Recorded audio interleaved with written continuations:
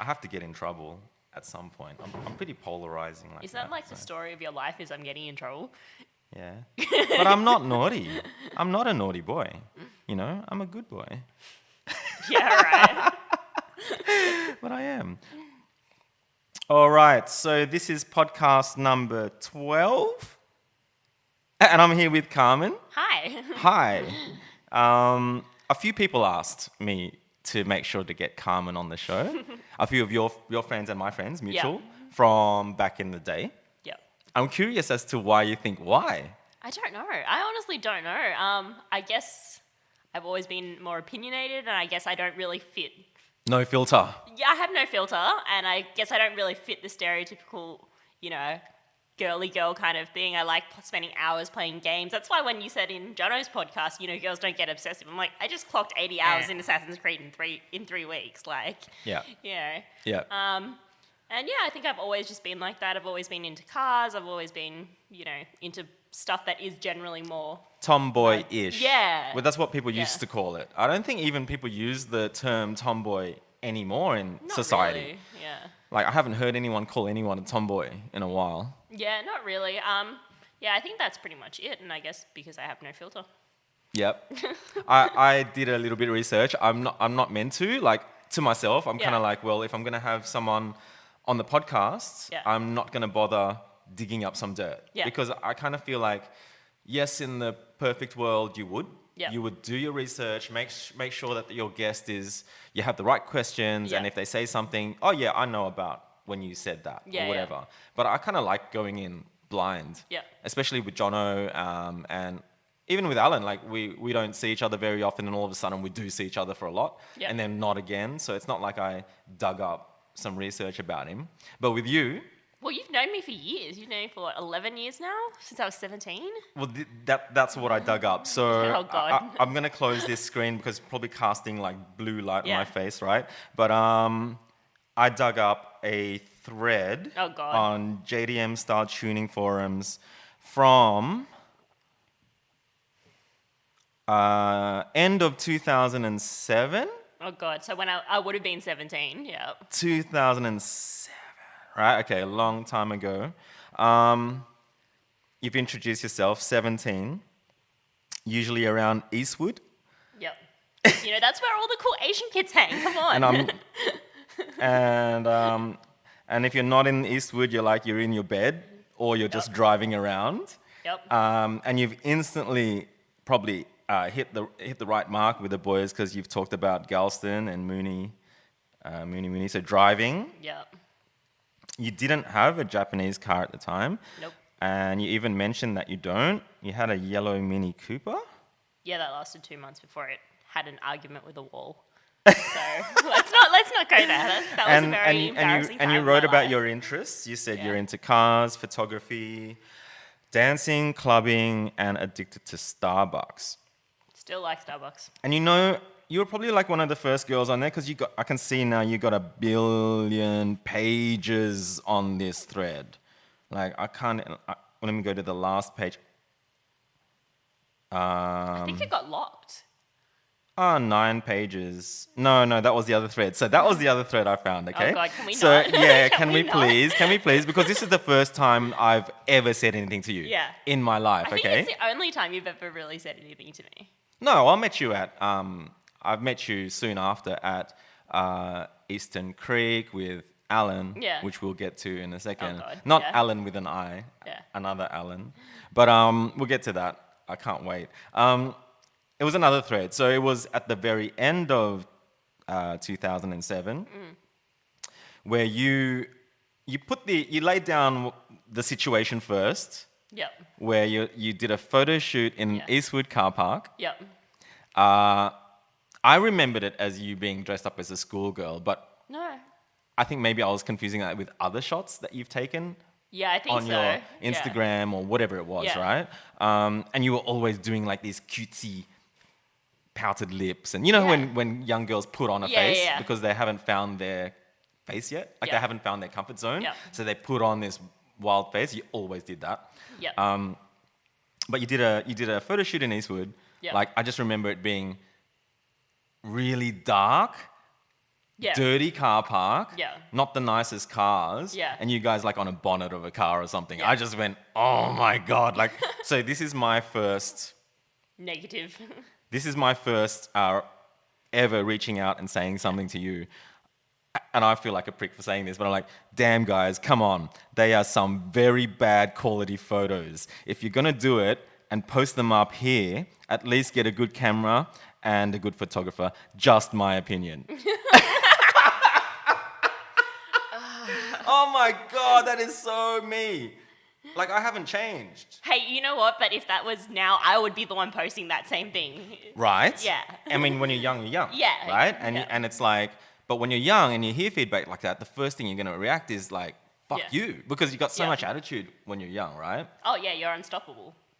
So, yeah, exactly, right? So, amazingly, this thread goes on. You remember Shiri?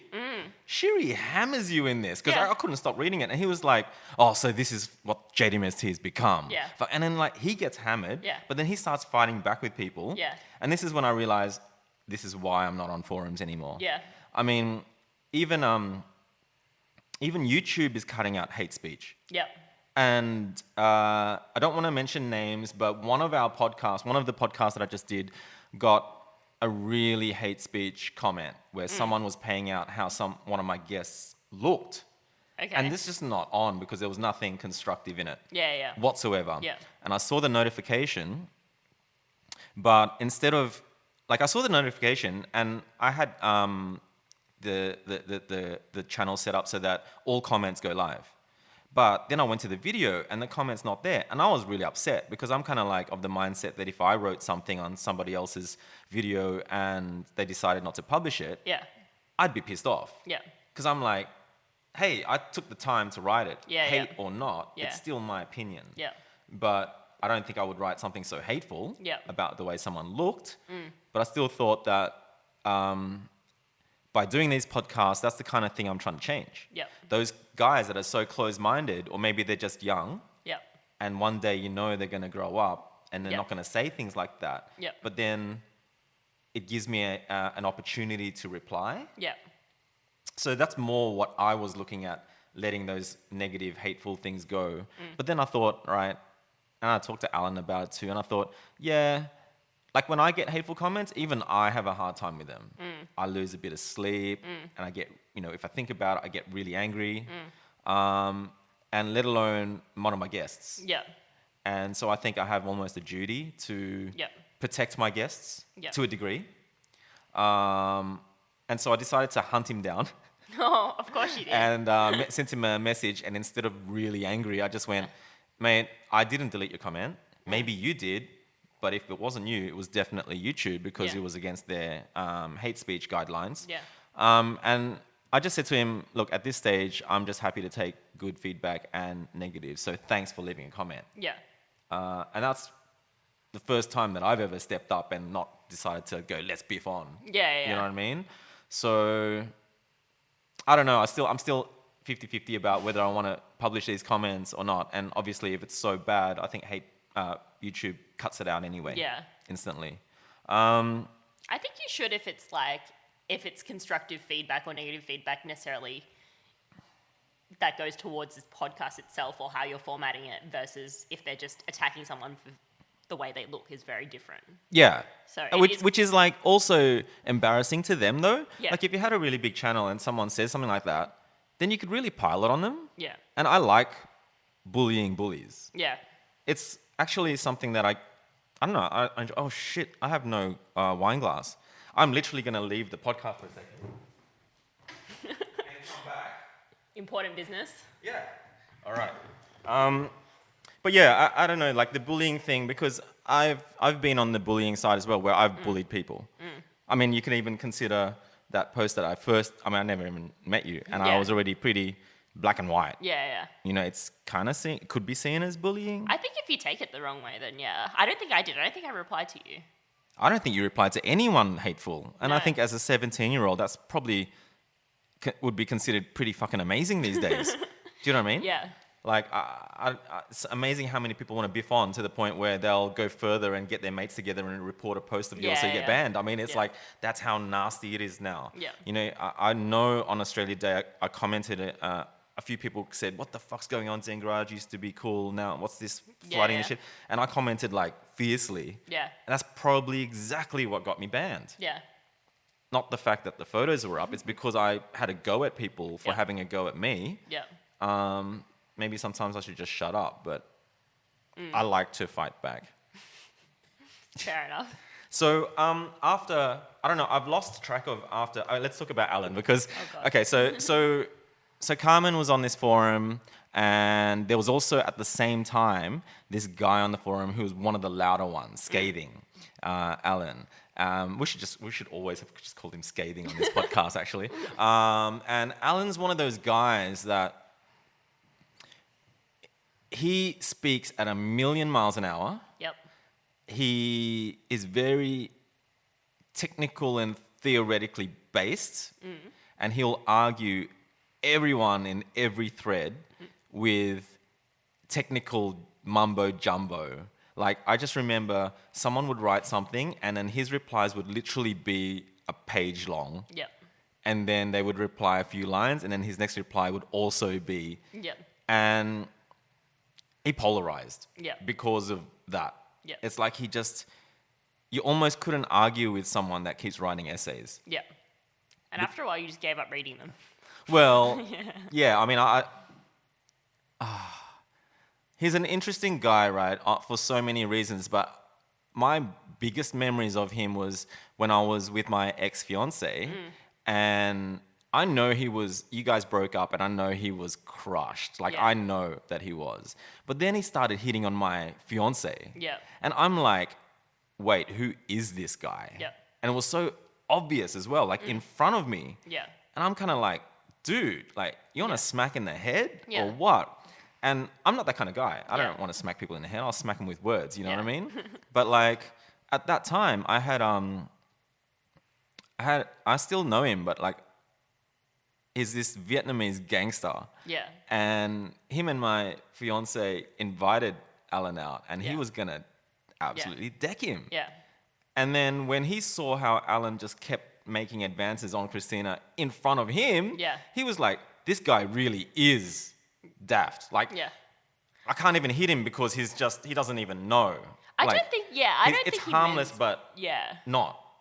I think, like, because he's always been someone that's been very friendly with females, and I don't know if it's from, like, going to an all-boys school and not having a lot of social interaction with females, but I don't think he does it on purpose, and I don't think he has necessarily bad intentions behind it. I think he just, when he's extra nice to girls where it would cross the line into being flirty, I don't think he sees it that way, and that wasn't his intention.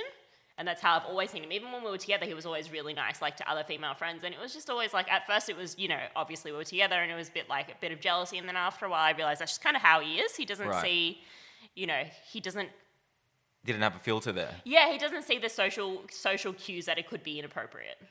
Well, he invited her out without me.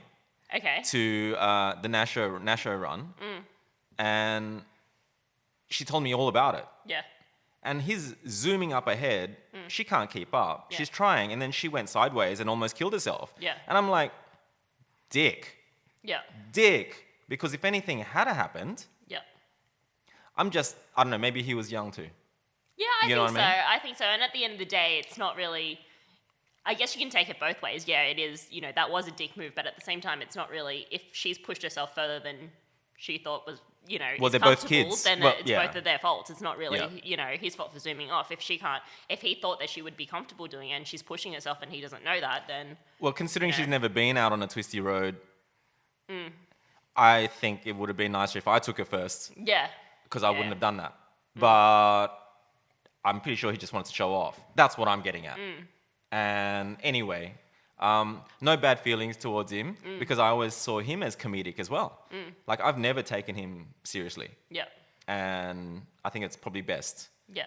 I like I said, I don't think he's, like, got any bad intentions. Yeah, sometimes online he might, you know, go a bit OTT, but I don't think... There's nothing wrong with that. Yeah, but I don't think, like, you know, face-to-face, if you ever told him, if you pulled him up on it going, I think it was a bit inappropriate the way you were speaking to my partner at the time. I think he would have genuinely been. I don't think so. That's where he comes Really? up with an essay. Yeah. That's what I'm saying. That's what I'm saying. It's kind of like, hey, am I talking to a human being or am I talking to something that's just going to ramble at me? Yeah. Conversation's a conversation. Yeah. Not like, I don't know. But he also did really funny things. Like he beached his car at a meet once in front of everyone. So there was like, we were in Eastwood. There was a Rhodes car park. Yeah. And it was a big meet. And he's just come in and we heard this huge like this big noise. And for some reason, he was driving in the very center of both left and right lanes.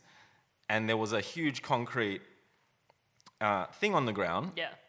And he just landed on it and all four wheels were off the ground. All So we right. had to push his car off. All right. But anyway, Did not know about probably enough of paying him out. I'm sure he's going to reach out to me now. But I hope he does, actually, because I haven't heard from him since those days, you know? I don't even remember seeing him at ZEN Garage or anything. Like, is he still in Sydney? I think so. I haven't really because we're all in on one of the forums, but we all have like a WhatsApp group chat, and I know he posts on there, but I don't really speak to him. Oh, J-Type. Yeah. Is he on J-Type? Yeah. Oh, we should talk about J-Type too. So J-Type, for those listening, JDM Forums was really built on a handful of contributors that were logging in all day, all night to build the thing. Yeah.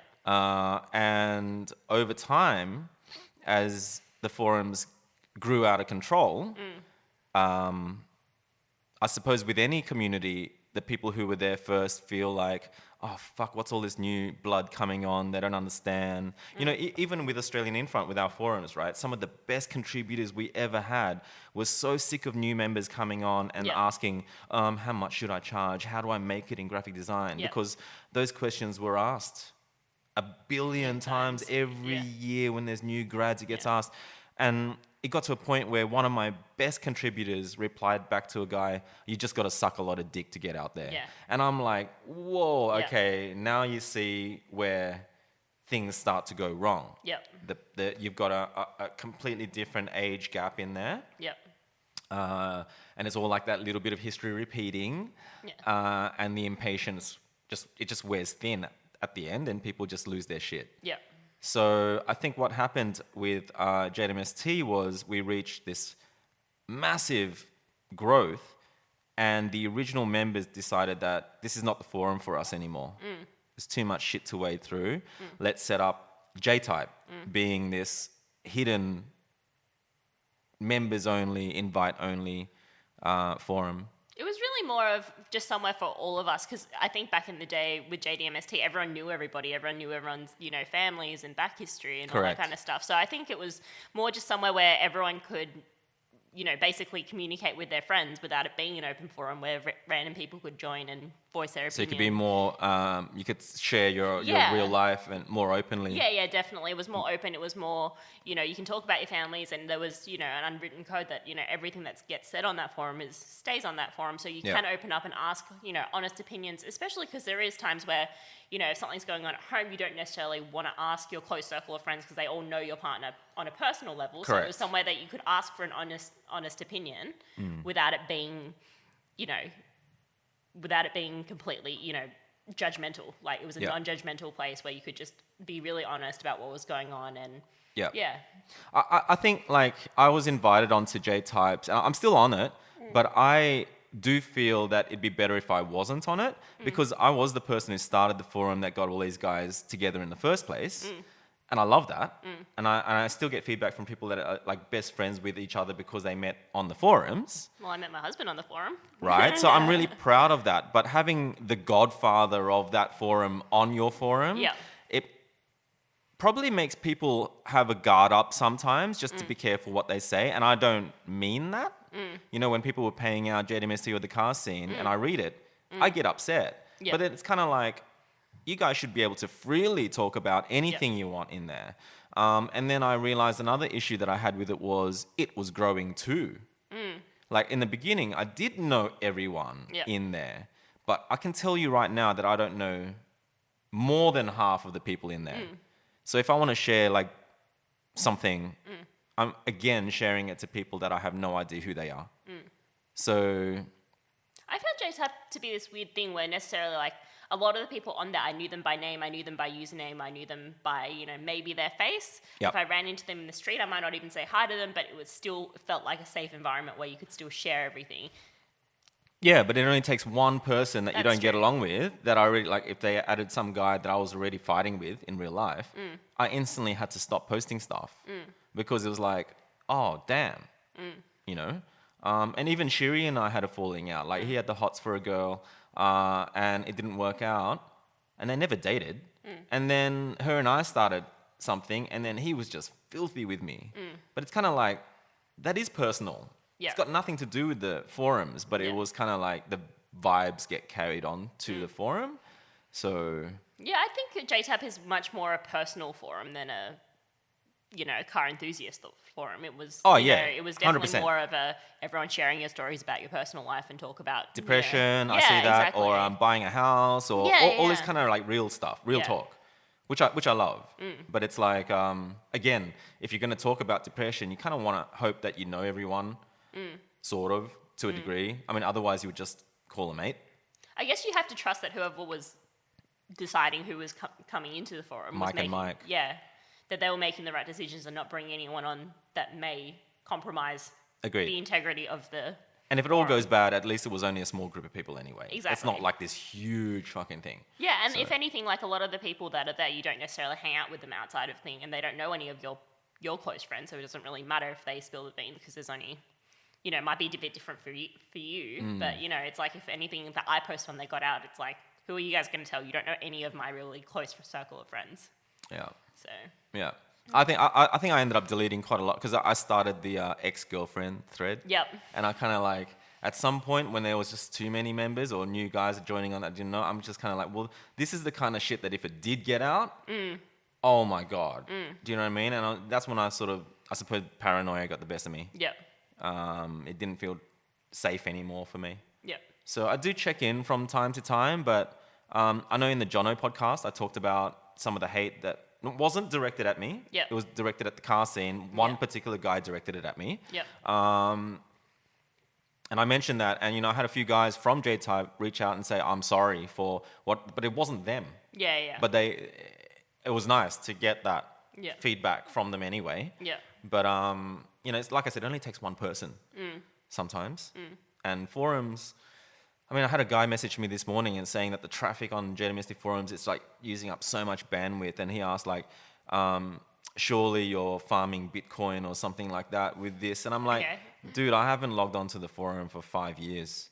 Yeah. And he's I like, didn't even know it was still going. okay, fair enough then. And I'm kind of like, I still get that. Like Yeah. instant negative assumptions Yep. and stuff. I'm kind of like, hey, I hadn't thought about that forum in years. I don't know what you're talking about. Yeah. It was another life Yeah. time ago. Yeah. You know? I think that's a hard thing with like, social media these days and forums and like having such a history there.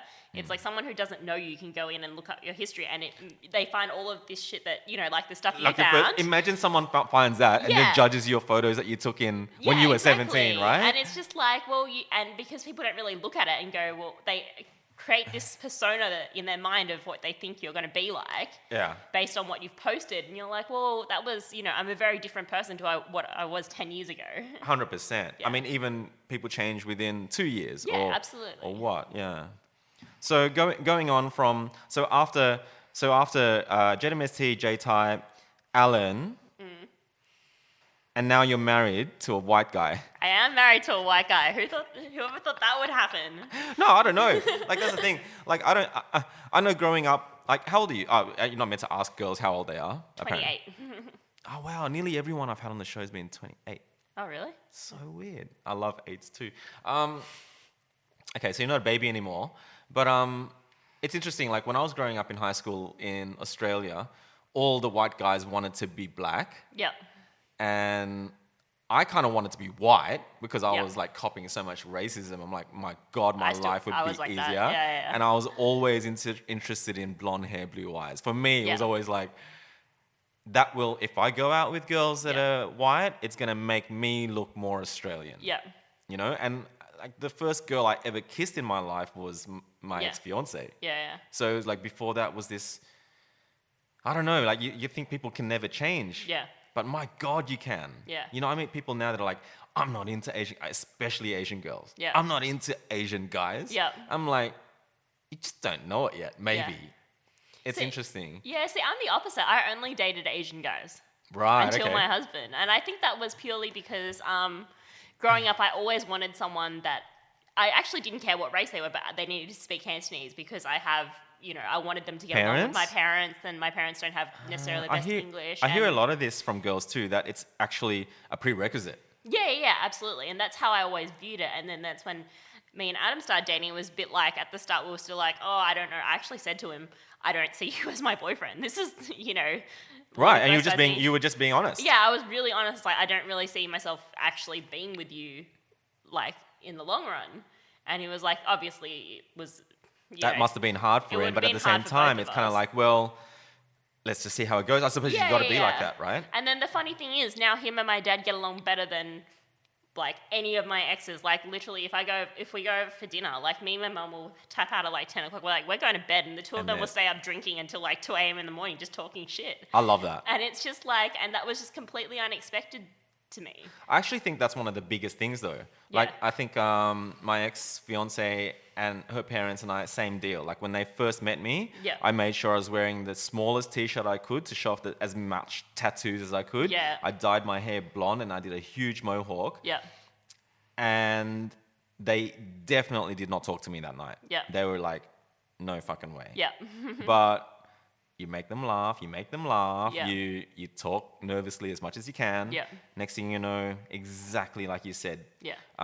They would all be off in their bedrooms, but there would be her mum and I just talking till wee hours. Yep. And that's a thing. Yeah. Like legit a thing. Yeah. It's like a good sign. It is a good sign. I think it was just more, I had this idea that they had to speak Cantonese in order to communicate, and it's just like, red wine works too. Well, exactly. It's almost like we set up these prerequisites which only make life harder. Yeah. Because they're basically closed-minded. Yeah. And I had this huge thing as well that I was worried that if I dated someone that wasn't Chinese, like, obviously Chinese have very weird habits and, But there's values that are pretty much the same across.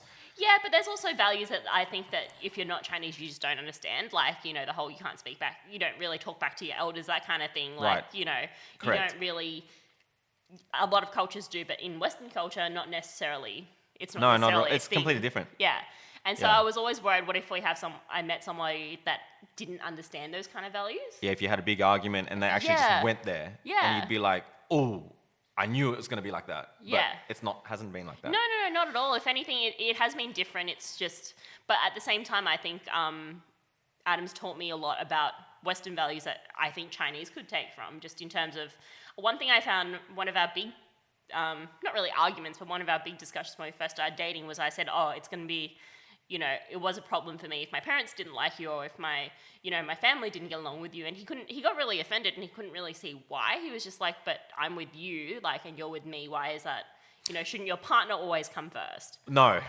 And that was just, that's the thing. That was one of those things that, Because values are values, and everyone has different levels of values, right? Yeah, but now that we've been together, I can see where he's coming from in terms of, if I, for some reason, had a disagreement with his family, I would expect him to stand up for me.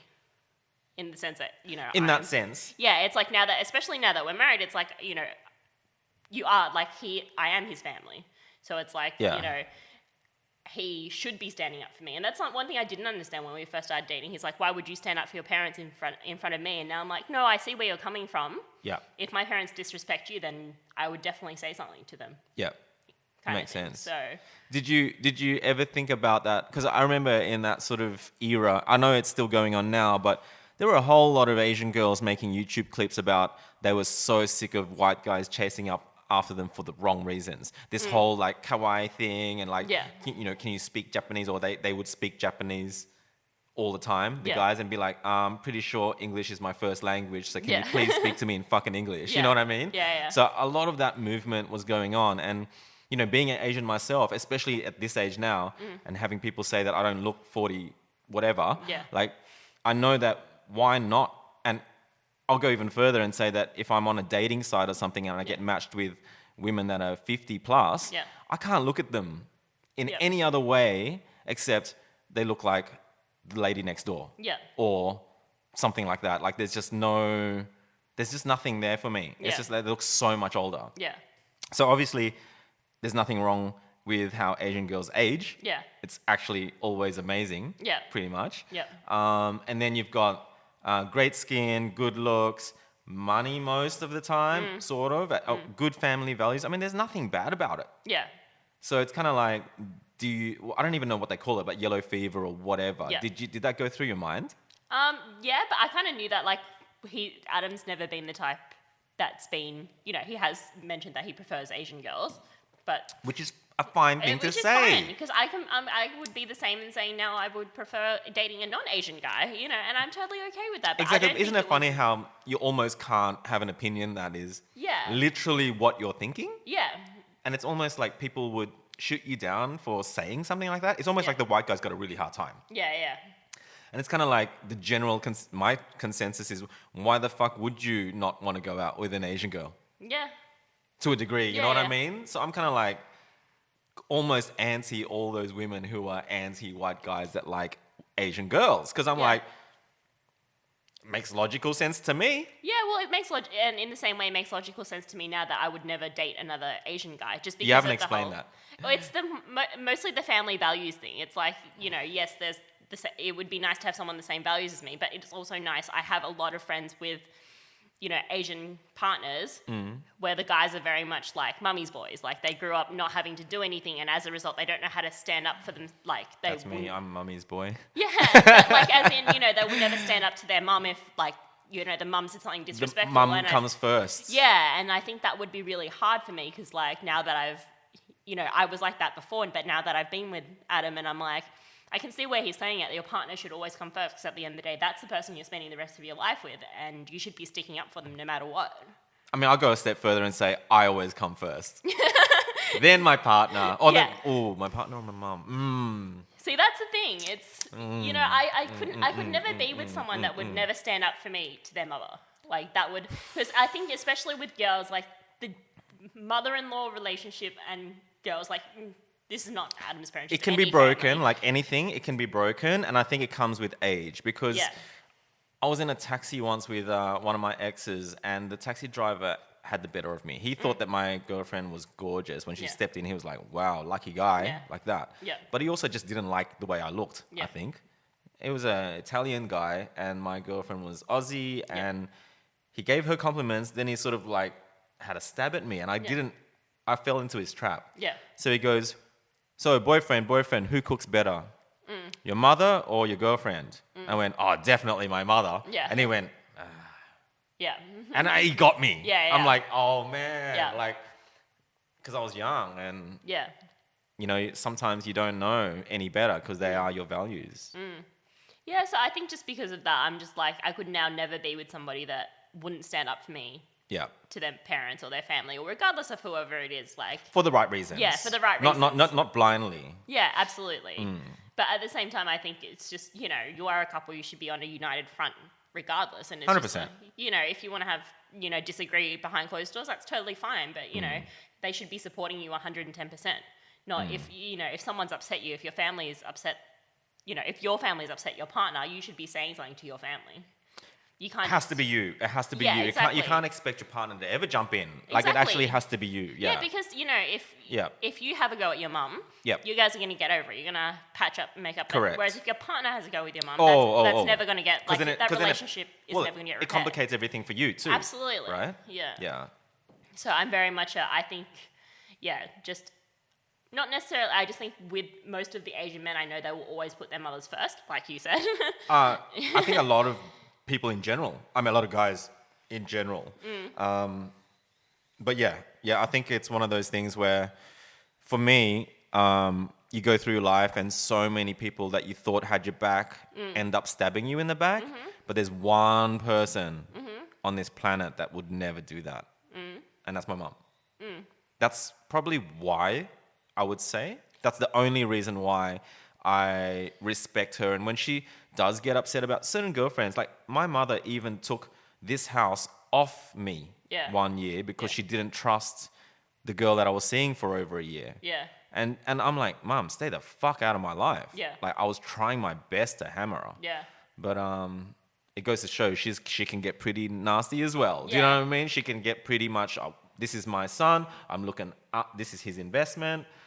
Yeah, I don't think your mum would ever stab you in the back, but I'm saying if your mum makes any sort of inappropriate comments or stabs your partner in the back, you should also have a duty to her to be standing. And I always did. Yeah, exactly, and that's exactly it. So even you can't blindly be mummy's boy, obviously. Yeah. You need to grow up at some stage. But it's harder these days. Like even talking to Alan the other day, like he's your age, and he's still living at home. Yeah. And it's like you're proof, and many people are proof that you can move on and move out and do things like get married and all this kind of stuff. But like from his perspective, he shouts a pretty good case of how really impossible it is. No, I completely agree. I can see, I have a lot of friends that are like that over 30 and still living at home. Over 30 even. So what's the oldest? See, 40 would be 40. bad. See, 40 would be bad, right? Like think about it, your whole life at home. Yep. You know outside of home is different to living at home. I know it like black and white. Yeah. You know, like I know that having your undies washed for you is already going to fuck you up in life. Yeah. I think that's the other kind of another problem that I've noticed with, you know, it is a very Asian thing that you don't move out until you get married, or you don't move out until you're in a kind of very serious relationship. Right. And a problem with, I think, that I've experienced with my, obviously this is a generalization, is that, you know, I've had partners that have gone from being at home with their parents, where their parents do absolutely everything, to moving in with me, and then it's just like they expect you to take on that role because they're used to seeing, you know... Maybe not expect, but they don't know any different. They just, correct. They just don't know that, you know, if the washing's done, you need to take it out to hang it on the line. It's not that they wouldn't if you ask them to. Correct, but there's no natural... Yeah, because they've never had to live by themselves and programming there. There's no... Yeah. So that's another part of my... You know, I would want, if I was to ever date again, let's hope I never do. Well, you're married, so it's meant to last forever, whether it's shit or not. You're meant to work through it. Yeah. So I just think, you know, I would never date somebody that's never lived out of home. Like, I feel like it's easy to say, and I would say the same thing too, but it's almost like... I understand it's hard with like Sydney house prices and... Well, I think it's just hard to be in a relationship these days. It's gotten so ridiculous. It's like... I know once upon a time in high school, you would just date every girl that you met. You know what I mean? It wasn't an issue. Whereas now it's kind of like, I feel sorry for the guys because they're trying to pick up in a loud nightclub or whatever, and you can't talk in the first place. It's not a social space. Yep. And the girls most likely just go, you're fucking dreaming. You know what I mean? It's like this, it's almost like pre-contraception. It was like dating was easy, but you had to be really careful, right? It was like baby roulette, right? You kind of like... shit, if I fuck this guy, I could get pregnant. Yeah. You know? Whereas after contraception, it gave women such a sexual boost. Yep. Lipstick and, you know, I mean, girls were really much more free with their sexuality after the pill came out. But I think kind of what's happened is almost like this huge feminist movement has now reeled it all the way back in. So now it's almost impossible for these guys to pick up chicks. They've got all the tools, Tinder and dating sites and Facebook and phones and SMS. They've got all the tools to communicate. Yep. But they're fucking clueless to the point where they'd rather hang out on my couch and whinge about not being able to. And it's like, wow, it really is that hard. You know? And you got so many sweeping statements, like I would never go out with an Asian guy or whatever. And it's kind of like Milky even said that on the podcast last. She said something along the lines of she got a little bit paranoid thinking that my audience were thinking that we were going to get together. And it was in her head. And she said something along the lines of, oh, by the way, everyone, Justin's so not my type. And I just looked at her straight in the eye and said, that's a bit of insecurity right there. Like, I'm nobody's fucking type. You know what I mean? So... It's not about types. Yeah. It's like, it's really interesting to this closed-mindedness, you know, like on Tinder, every second girl has like, he must be open-minded, can't be a smoker. Yeah. I'm like, what the fuck is open-minded about that? Yeah. It's almost this weird state where people aren't even thinking about their prerequisites. Yeah, but at the same time, I think Well, I had prerequisites and Adam ticked none of those boxes and now we're very happily married. See, now that's what I fucking mean. Yeah. That's exactly what I mean. Yeah. It's kind of like the prerequisites are almost not taking yourself into account and how you have to tick somebody else's boxes. But at the same time, I think because of like all what you were saying, you know, women are more empowered to be more picky than they used to be. Or like, you know, be more... Well, they don't have to be in as much because they're not going to have a baby straight off the bat. Yeah, yeah. So it should be easier, but actually it's gotten harder. That's my thing. It's kind of like, I don't really see people dating. You know, this whole fuckboy thing that happened in the beginning of Tinder, it's like a fuckboy is a fuckboy. Yeah, okay, there are fuckboys, like guys who literally just want to bang and then maybe keep 5 girls at the same time. Yeah. Okay, there are predators out there like that. But there are also guys that are like, well, there has to be sexual attraction. I'm pretty sure both sides of think that. Yeah. But then it sort of ends right there. Yep. It's almost like there's nothing more after that because as soon as a guy admits that he wants to have sex with girls, fuckboy. Yeah. And it's kind of like, well, I'm pretty sure guys don't look at a girl and instantly think when they're swiping or whatever, oh, I could have kids with this woman. Like, I'm pretty sure that's not the first priority. Yeah. You know? And so I don't know. I still think like men and women are completely different. Yeah.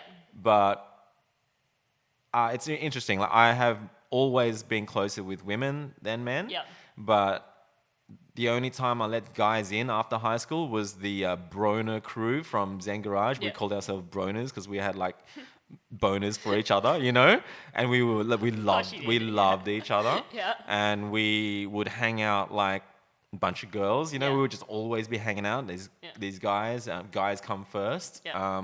The bro code, which I've never believed in. Yeah. It's like Crouching Tiger, Hidden Dragon. Like that movie frustrates me. It's like, guys, just get together. The guy's dead for fuck's sake, right? But this whole thing of like guys are even bitchier than girls, it scared the fuck out of me. Like how a guy will go behind your back to sleep with someone that you've slept with without telling you is so disgusting because as if the girls aren't going to tell me because they're my mates. Yeah. So I hear through the grapevine all this shit about my guy mates. Yeah. And what's worse is if I'm hanging out with the guys and one of the guys decides to pay out his own girlfriend. Yeah, that pisses me off. Yeah. Man, I lose my shit. Yeah. Because, like you said, he has to have your back. Yeah, right? absolutely. So why the fuck would you say, oh, she's got chunky angles like chunkles like Astro Boy, her in front of the boys and everyone's having a laugh, including him. Yeah.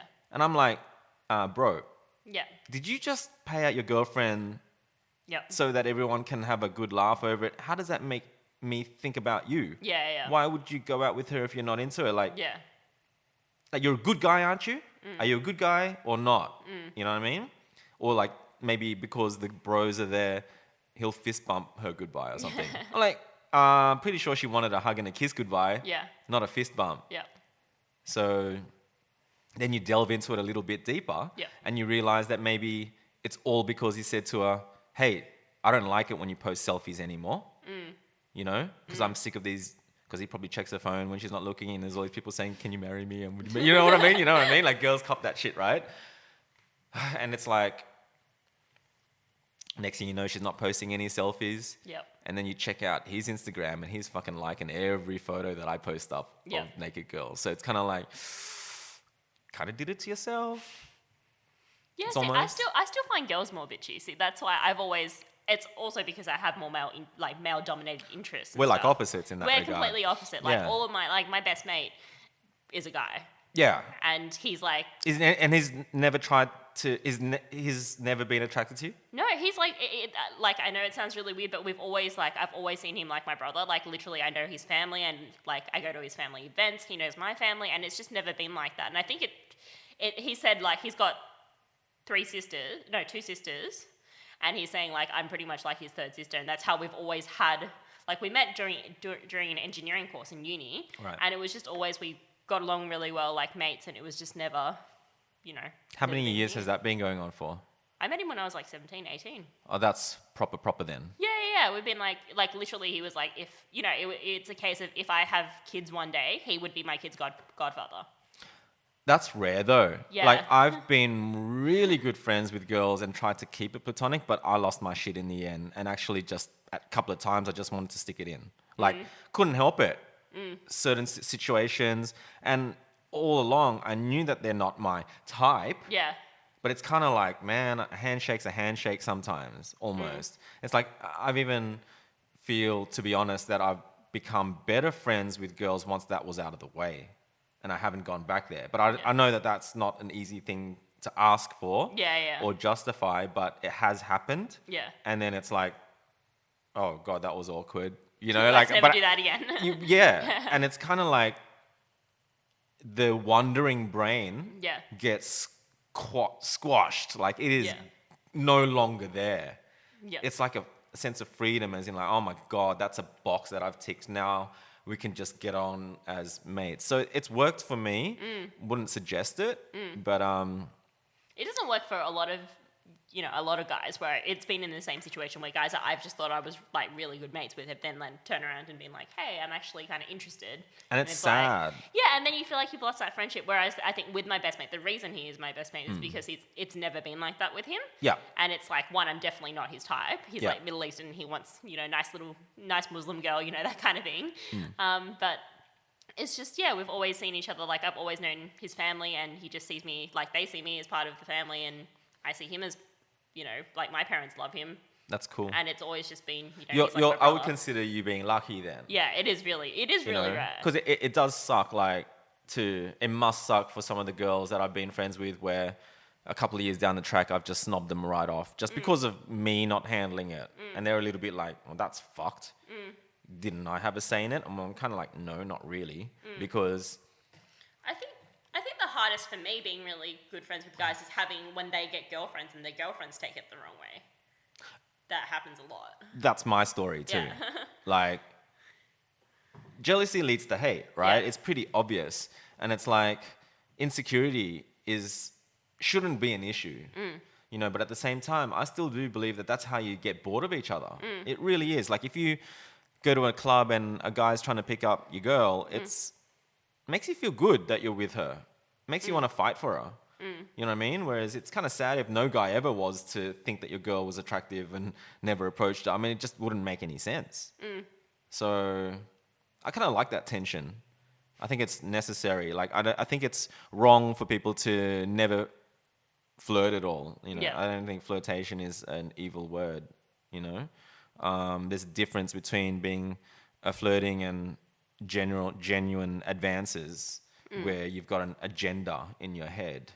Like I don't think flirting is necessarily planting seeds. I think there's a very big difference.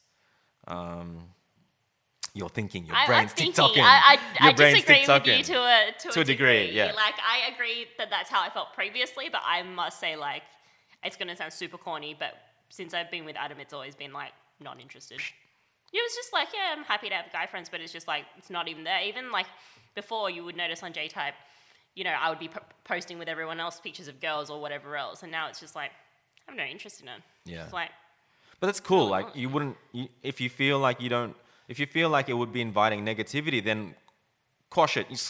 I can't even think of the word, but like destroy it before it becomes an issue. Like I get that as well. Like life isn't black and white, but I think you can make black and white decisions. Yeah, no, it's just like I've just noticed since me and Adam have been together, I've just like lost interest in anybody else, and I don't feel like, even looking at photos, it's like, oh yeah, I guess she's pretty, I guess he's kind of okay, but it's never been like... It's like there's a level now. Yeah. It's like before maybe it would have gone higher, but now it's kind of like there's a level. Yeah. Yeah, you can appreciate, but you don't need to take action on it or anything like that. Yeah, not even that. I just don't feel like, I don't have the same level of interest in other people than I do with Adam. It's just like... That's nice though. Yeah. Like I even met a girl who's so happily married still today, and that's awesome, right? Yeah. That's still to me like a rarity. Yeah. Like I'd love it that she's my age and she's still with him. But when she was getting serious about him, she pulled me aside at a pub one night and she said, when I dream about sex or fantasize about sex, it's his dick. Yeah. And I'm like, oh my God, you're gone. Yeah. You know what I mean? And, and they're still together. Yeah. So I'm kind of like, I know that there's compromise. I know compromise is really important in relationships, Yeah. but I love meeting people where there's almost no compromise. Yeah. It's almost like they dream of each other. Yeah. It's like they're so happy that they don't.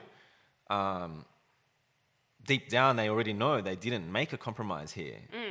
I kind of like that. I wish that for everyone. Yeah, I think that's like, I think one of the reasons it was because, you know, Adam didn't tick any of my boxes that I wanted, and he was just so... surprising, right? And it was just like we worked really hard to get to where we were, and it was just, you know, completely unexpected that it's like, no, he clearly, like, there's something special and different about this, and that's why we got married, like, within a year of dating. Wow. Yeah. That's even faster than Jono. Yeah. Jono was 2 years, I think. I think it was just over a year. We got married, it was... I think maybe like a few months after a year or something like that. But we got engaged. Like we got engaged and we got married in 6 weeks. Another thing I wanted to talk about, like, Yeah. okay, so you and Alan were like pretty tight and pretty public. Yeah. And then it almost felt like, and this is something that I hate about social media, it almost felt like before you know it, your avatar had changed and there's this white guy in it. Yeah. Now, what the fuck is the go with that? I know you didn't mean it in any way against Alan, but it's like the whole world can see that 1 minute this guy and 1 minute then. It's almost like rubbing it in. Yeah, but if you think about it, with social media, you don't see necessarily, because you're seeing people so infrequently, in a sense, that you think that it was just yesterday. Right, but a lot of shit has happened. Yeah, but it wasn't just yesterday. It was like a year ago. I get you, and it feels like I get you. Yeah, and you have, like I said, we were saying about that persona thing. It's like you've known that person as being with whoever it was. Yeah. And then it's like, oh, you suddenly see them with someone else. Oh, that was really quick.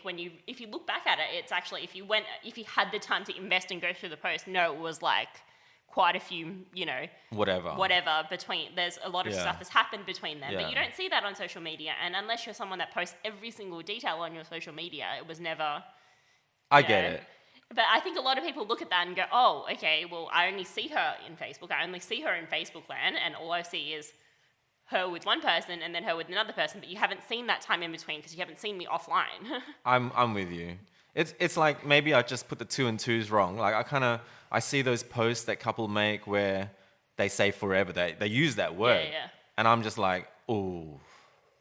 It's not that I'm a hater or it's not that I'm negative. I just think, well, yeah. Like, I know you can say things in the moment, but it's like those things that you say in the moment do inspire others. Like when other people are reading it, like I know a lot of girls, even Milky hopped on and said, when she sees a young couple kissing or something in public, she gets shitty. I'm like, oh God, that's a horrible thing to have. Yeah. Like it's a horrible weight to wear. Yeah. But I mean, it's that jealousy thing. It's almost like, are these people doing it because they mean it, or are they showing off, or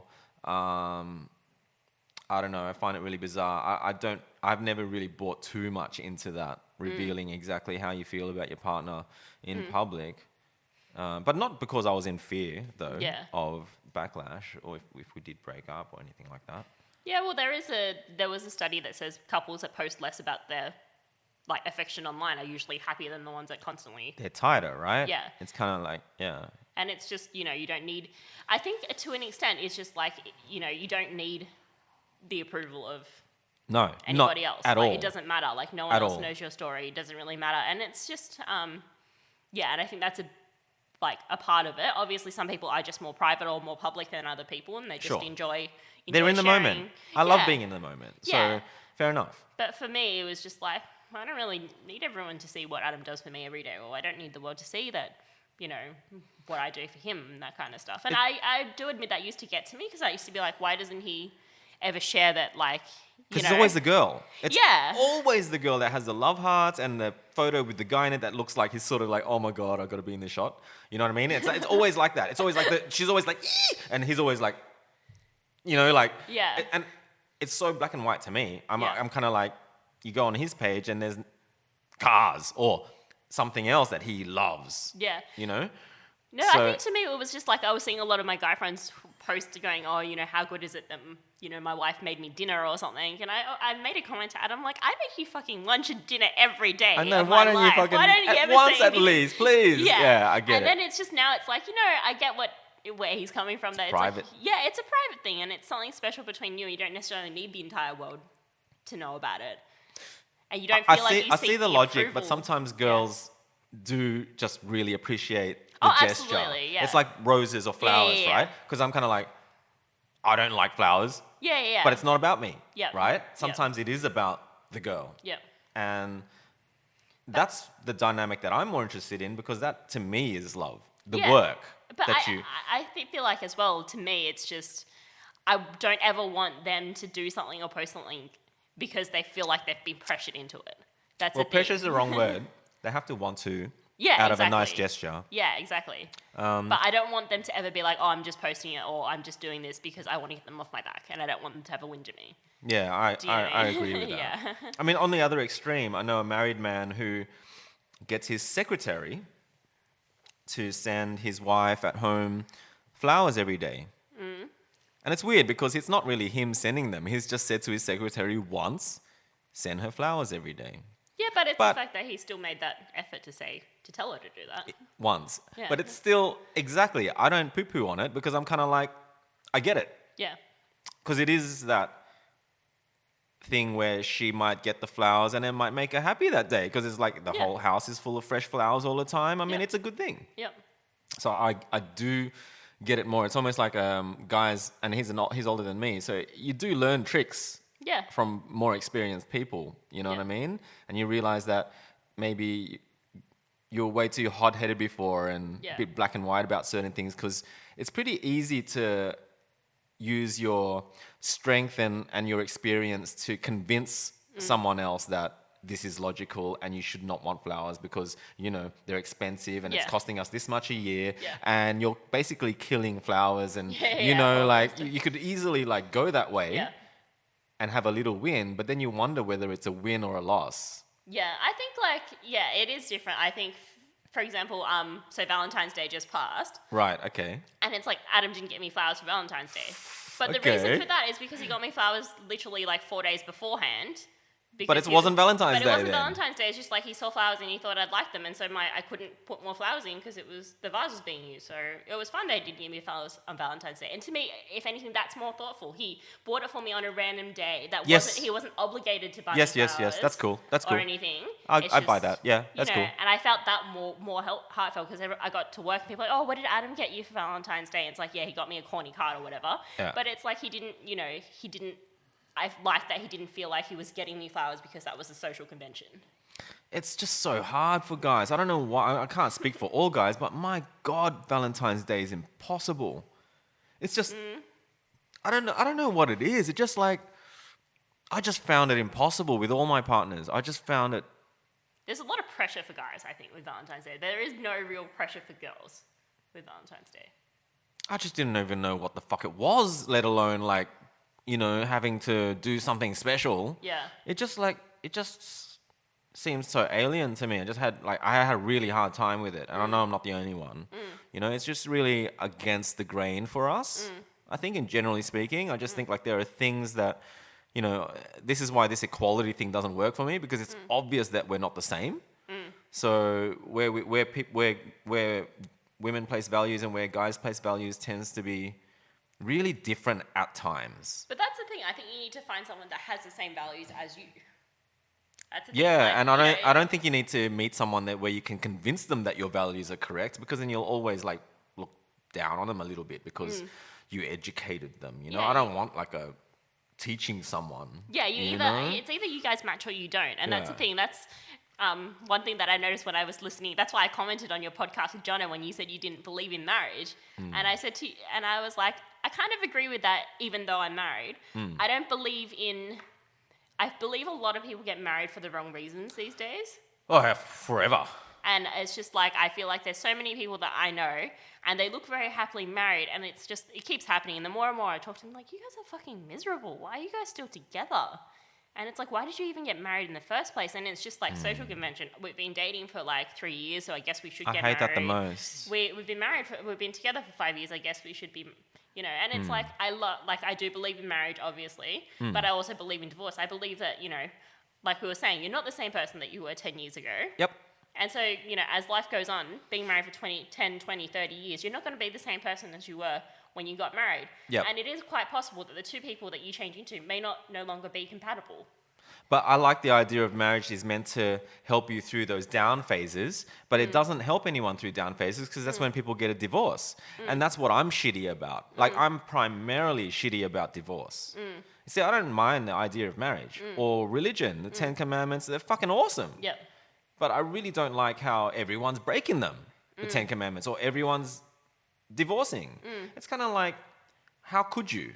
Because then how can it inspire people that aren't? Because it's kind of like, there is no security in that document. There is no security in marriage. Yep. And that's my point. And my point was kind of like, you still have to play the game. Yeah. Because if you let yourself go, because you've got a contract, then you're being abusive. You still have to put in the effort.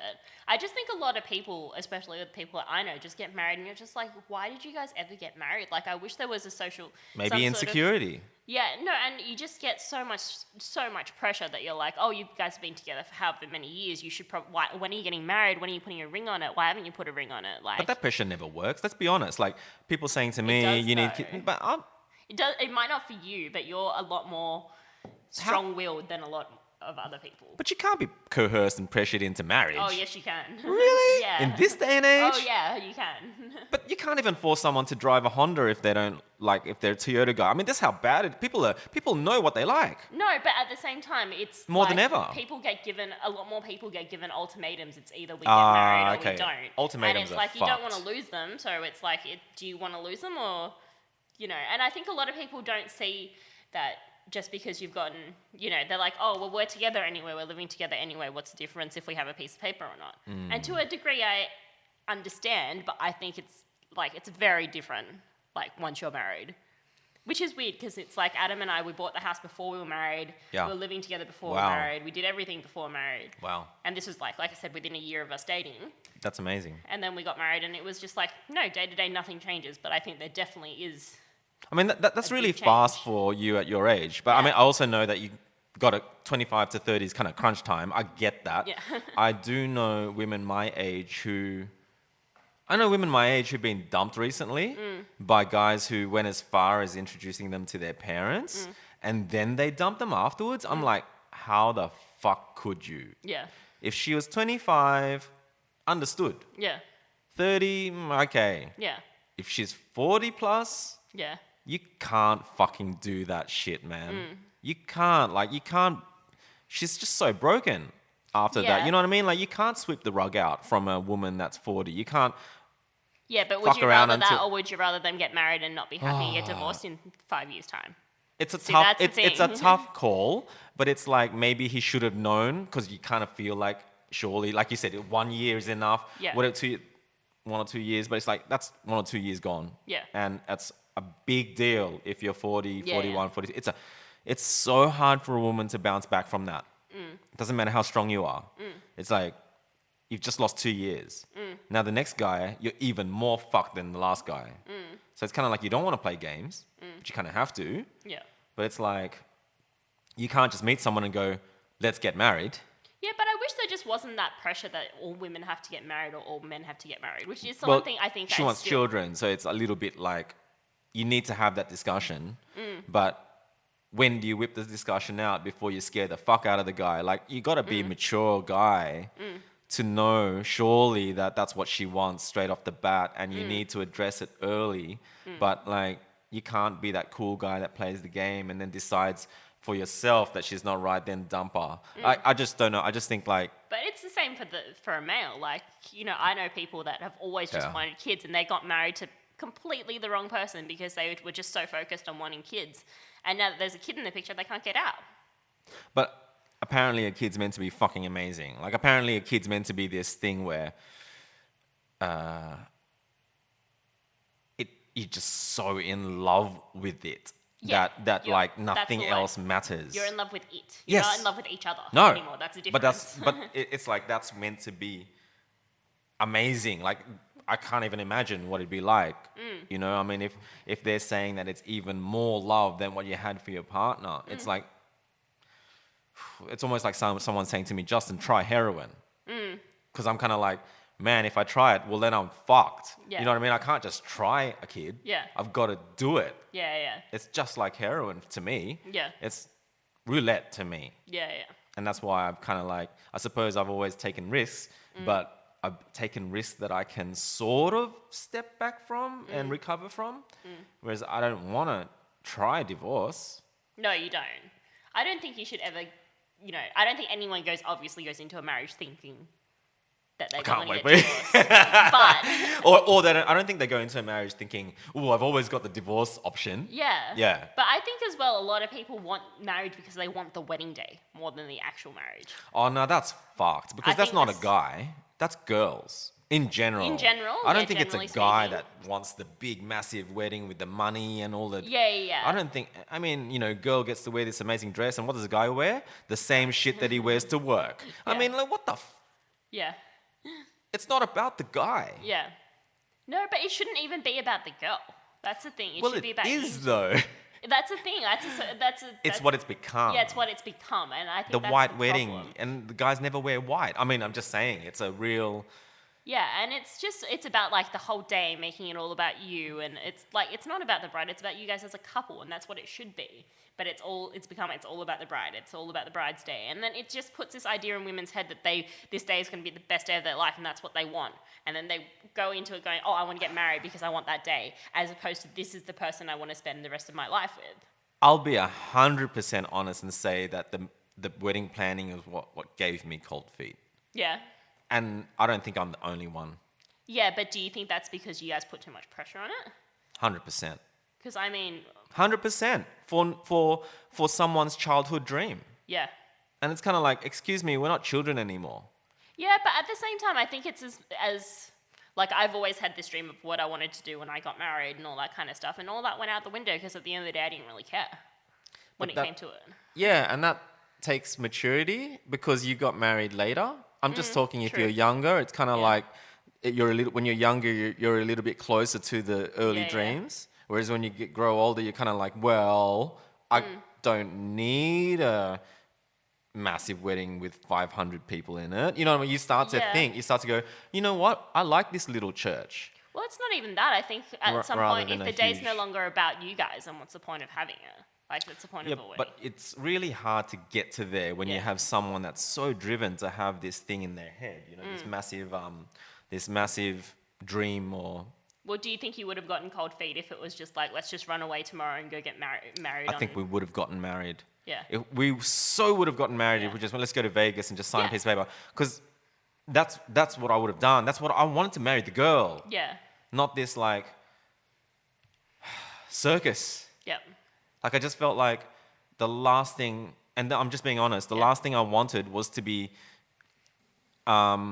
marrying her and looking around in the audience and not knowing a single face. Mm-hmm. It's like, what the fuck, you know? I can share that shit on social media afterwards, but I don't need social media there. Yeah. I don't need a camera in my face. Yeah.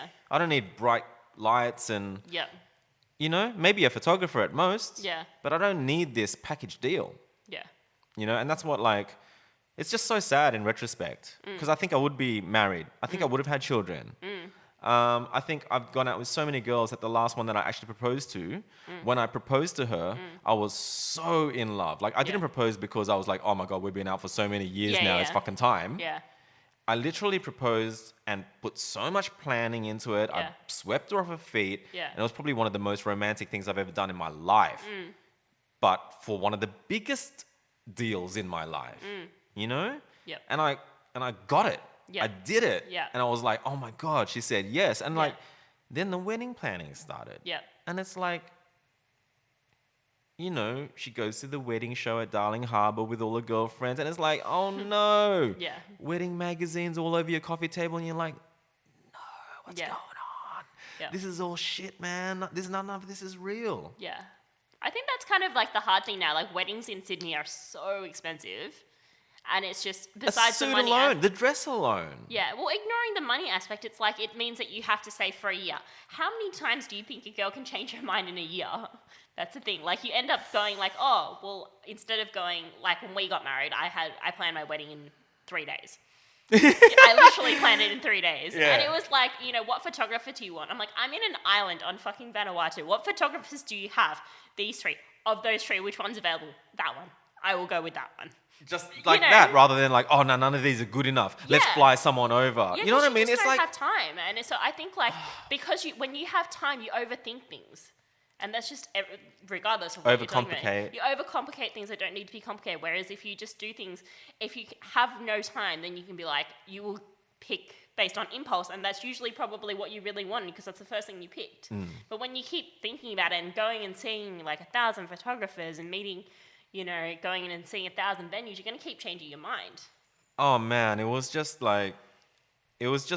just remember it being so, I wouldn't wish it on any guy. Like I just wouldn't wish that kind of stress where you literally start despising the woman you're about to marry. And like how it can go from when you propose, which is like the most in love you've ever been with another human being on the planet, to breaking up before the wedding it happened to me. And it still blows my mind today. Yeah. Because in retrospect, maybe I could have saved it. Yeah. But so do you think it's not that you don't believe in the idea of marriage, you just don't believe in weddings?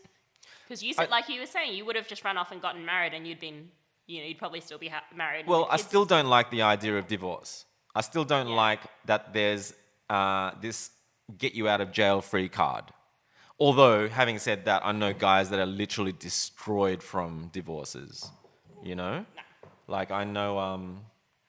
the cat wants nothing to do with me. Oh, yeah. Well, you know what cats are like. They give you affection when they want, really. Yeah. But I know two guys who are really hard-working dudes, really good guys, but they just got the raw end of the deal. I know like women are like Madonna's on the street screaming for more powerful women, but my God, I've seen how women have so much power in that situation where they end up now having to work even harder than they were working before to pay off a house that they'll never own because it's hers. And I'm kind of like, they're both in the suicide club now because they're living for somebody else. Like all their money is going into somebody else's pocket. Yeah. So, but at the same time, I feel like you should also not... Oh, she's so cute. I feel like a lot of people stay together for the sake of staying together when they shouldn't 100%. Be. But there's a little bit of that in marriage in general. Yeah. Generally speaking, I think there is a little bit of that, oh, fuck, well, now I don't have to play those games with other people, so I'm kind of like really comfortable now. And I think that is the problem, is like you want to be comfortable with a friend, but life's a game, and I think you still have to play games together. Like, games equals fun and ups and downs. Yeah. You can't have this flatline, consistent, always happy, because that's not life. Yeah, I also think a lot of people get this idea in their head that they want like the Romeo and Juliet love story. Well, obviously. Well, they died. I mean, besides the yeah, I'm with that. Yeah. But I think that they want the romantic, all or nothing kind of love story, and it's like after a while, like that does die down. Like Thank you, because it fucking obviously does. Yeah. You can't say that like you can keep the fire alive. Like in the beginning, it's actually the easy part, in my opinion. Absolutely. I think love is the hard work that we talk about, keeping it fresh somehow. Yeah. But I think like a lot of people are going into marriage in the wrong way, in the sense of they're looking for the Romeo and Juliet, love story, when sometimes you need Batman and Robin. You need to be partners. Batman and Robin. Yeah. No, I'm with that though. Like you look at a couple that are in their 80s or 90s that are obviously not having hot sex every night. Yeah. It's kind of like... It's like, of best course, friends. Yeah, there is a level of romance there, but you still have to have fun with each other and, and be able to be, like you said, best friends with that person. And it's like, no, me and Adam don't, like, go out on nice dates and have, like, really fancy dinners, but we'll sit at home and spend, like, 40 hours playing a game together. Like, and it's that kind of thing. And obviously what works for some people doesn't work for other people. But I think people are so obsessed with this idea that, they need this grand love story and it needs to be forever. And they just fall into this trap. Oh, I've met somebody. We've been together for years. Everything's okay. And being okay is not necessarily good. Mia, not on the table. You might actually turn the podcast off by accident. Off. See, she just wants attention. Maybe I need to put a bed on the table so she can just chill. You want to sit here? Maybe she should sit on you. Oh, you can get down. Right. Now I've lost my train of thought. But I've lost my train of thought. Batman and Robin. It's like... Even the Batman Robin thing, like we all know that Batman's in control. You know what I mean? And Robin. Hey, I never said I was Robin. Put it that I love that. But that's the gameplay, isn't it? That's what I'm saying. Like, I still think like this false sense of security is what doesn't work the most for me because I'm a strong believer in shit happens. I just am. Like, I just know that forever is a word and there are no guarantees. That's where I'm at, you know? But at the same time, I also know that had I got married and had children, that I wouldn't be thinking like this. My chemical brain would be, the chemistry going through my brain would be completely different. Yeah. Like I've said in another podcast that like, I was a robot when I was in a relationship. I did things so consistently. Yeah. You know, like family dinners and stuff like that, right? It's kind of like, you tell me now that, Justin, you have to be at this place at this time once a week. There's no fucking way. Yeah. Because to me, Monday is like Friday, is like Saturday, is like, it's just a day. And that's how I live now. So... Do you feel like it's because you lost yourself when you got married or when you guys got engaged? Like, I don't. Or when you were together? Do you feel like when you're in a relationship, you feel like you lost a bit of who you were? I don't think I even knew who I was. That's the thing. It's like, I think you almost need to push beyond a certain threshold in order to find who you really are. Like we always have, right? You're young, and then through like 17, 18, you're really struggling to figure out all these things that your teachers and your parents have said to you, you know, Carmen, this is right and this is wrong. But then like when you're young, you rebel against that shit so that you can figure out for your fucking self, is this right or wrong? Yeah. But then it's almost like a second wave of that, I feel. And I always say it to the young guys who are like, I'm just happy being single, man, right now. I'm like, now's the time for you to be looking for someone. Like, bro, you cannot be like this now. Because it's like, be careful what you wish for. Yeah. But I think as well, you have to like know who you are as a person before you get into a relationship. And I think that's a thing that the trap that a lot of people fall into. They go looking for a relationship for somebody that completes them rather than trying to be, you know, I'm a complete person, they're a complete person. I'm with that. Why would someone want to be with you if they have to support you straight off the fucking bat? Yeah. They should be getting energy from you. They should be... I'm so with that. And I hate that. Yeah. I hate that you could even consider being insecure while you're asking someone to be a partner. Because it's like, man, like, give them more reason, please, to fall in love with you. Not because they need you. You know what I mean? It's like, I'm 100% with that. Yeah. And that just creates pressure. It really does, you know, in my opinion. Interesting topic though, marriage. I mean, it's so funny that I talk about it so much, yet I've never been married.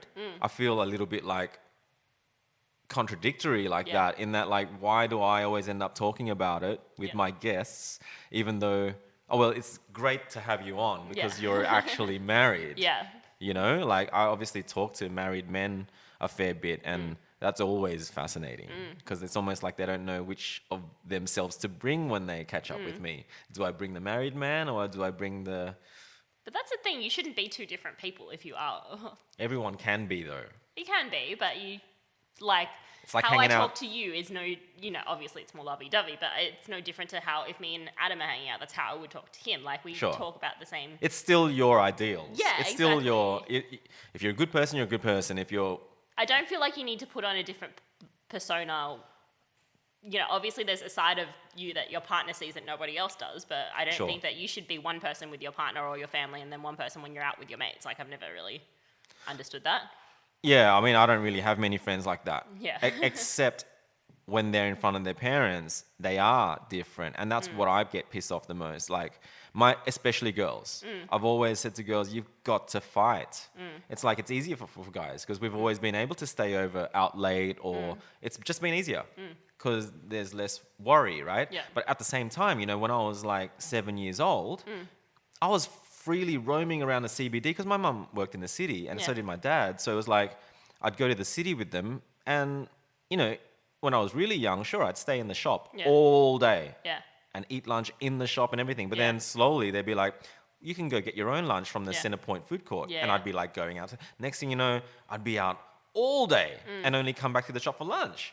And I'm talking about like, in this day and age, you probably wouldn't let a 7-year-old kid by themselves roam Yeah. around the CBD. So that's the life that I had, right? It was really not so much independent, but just safer world and just the easier. But I don't even know what my point was. But like these days, just all that extra pressure. If you had a kid, you wouldn't do that. You wouldn't let them do that. And it's like, man, the pressures are just like, I can almost get it because I always talk about marriage and everything else, especially on these podcasts and stuff. I talk about them as me living the 42 years on this planet. But like, times have changed. Big time. Yep. You know? But that is the thing, like, you know, funny you were talking about divorce. It is so much easier and it's so much more socially acceptable.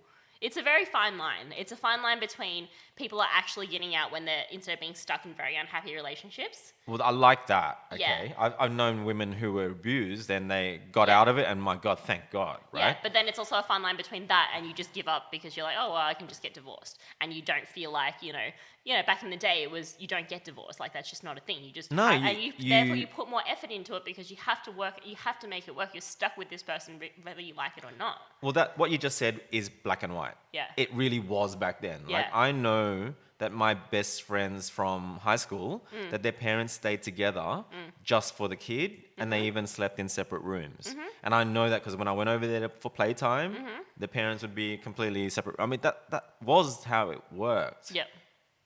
You know? And so that's why marriage is more fucked than ever in many ways, because divorce is easy. But then again, it all kind of changed. Like, there were two things that happened in the 80s. Like, Joan Collins, she's from Dynasty, this TV show that was all about rich people. Yeah. And she made it a thing in Hollywood to have 52 divorces or more now. Yeah. And it's like, she made it cool. Yeah.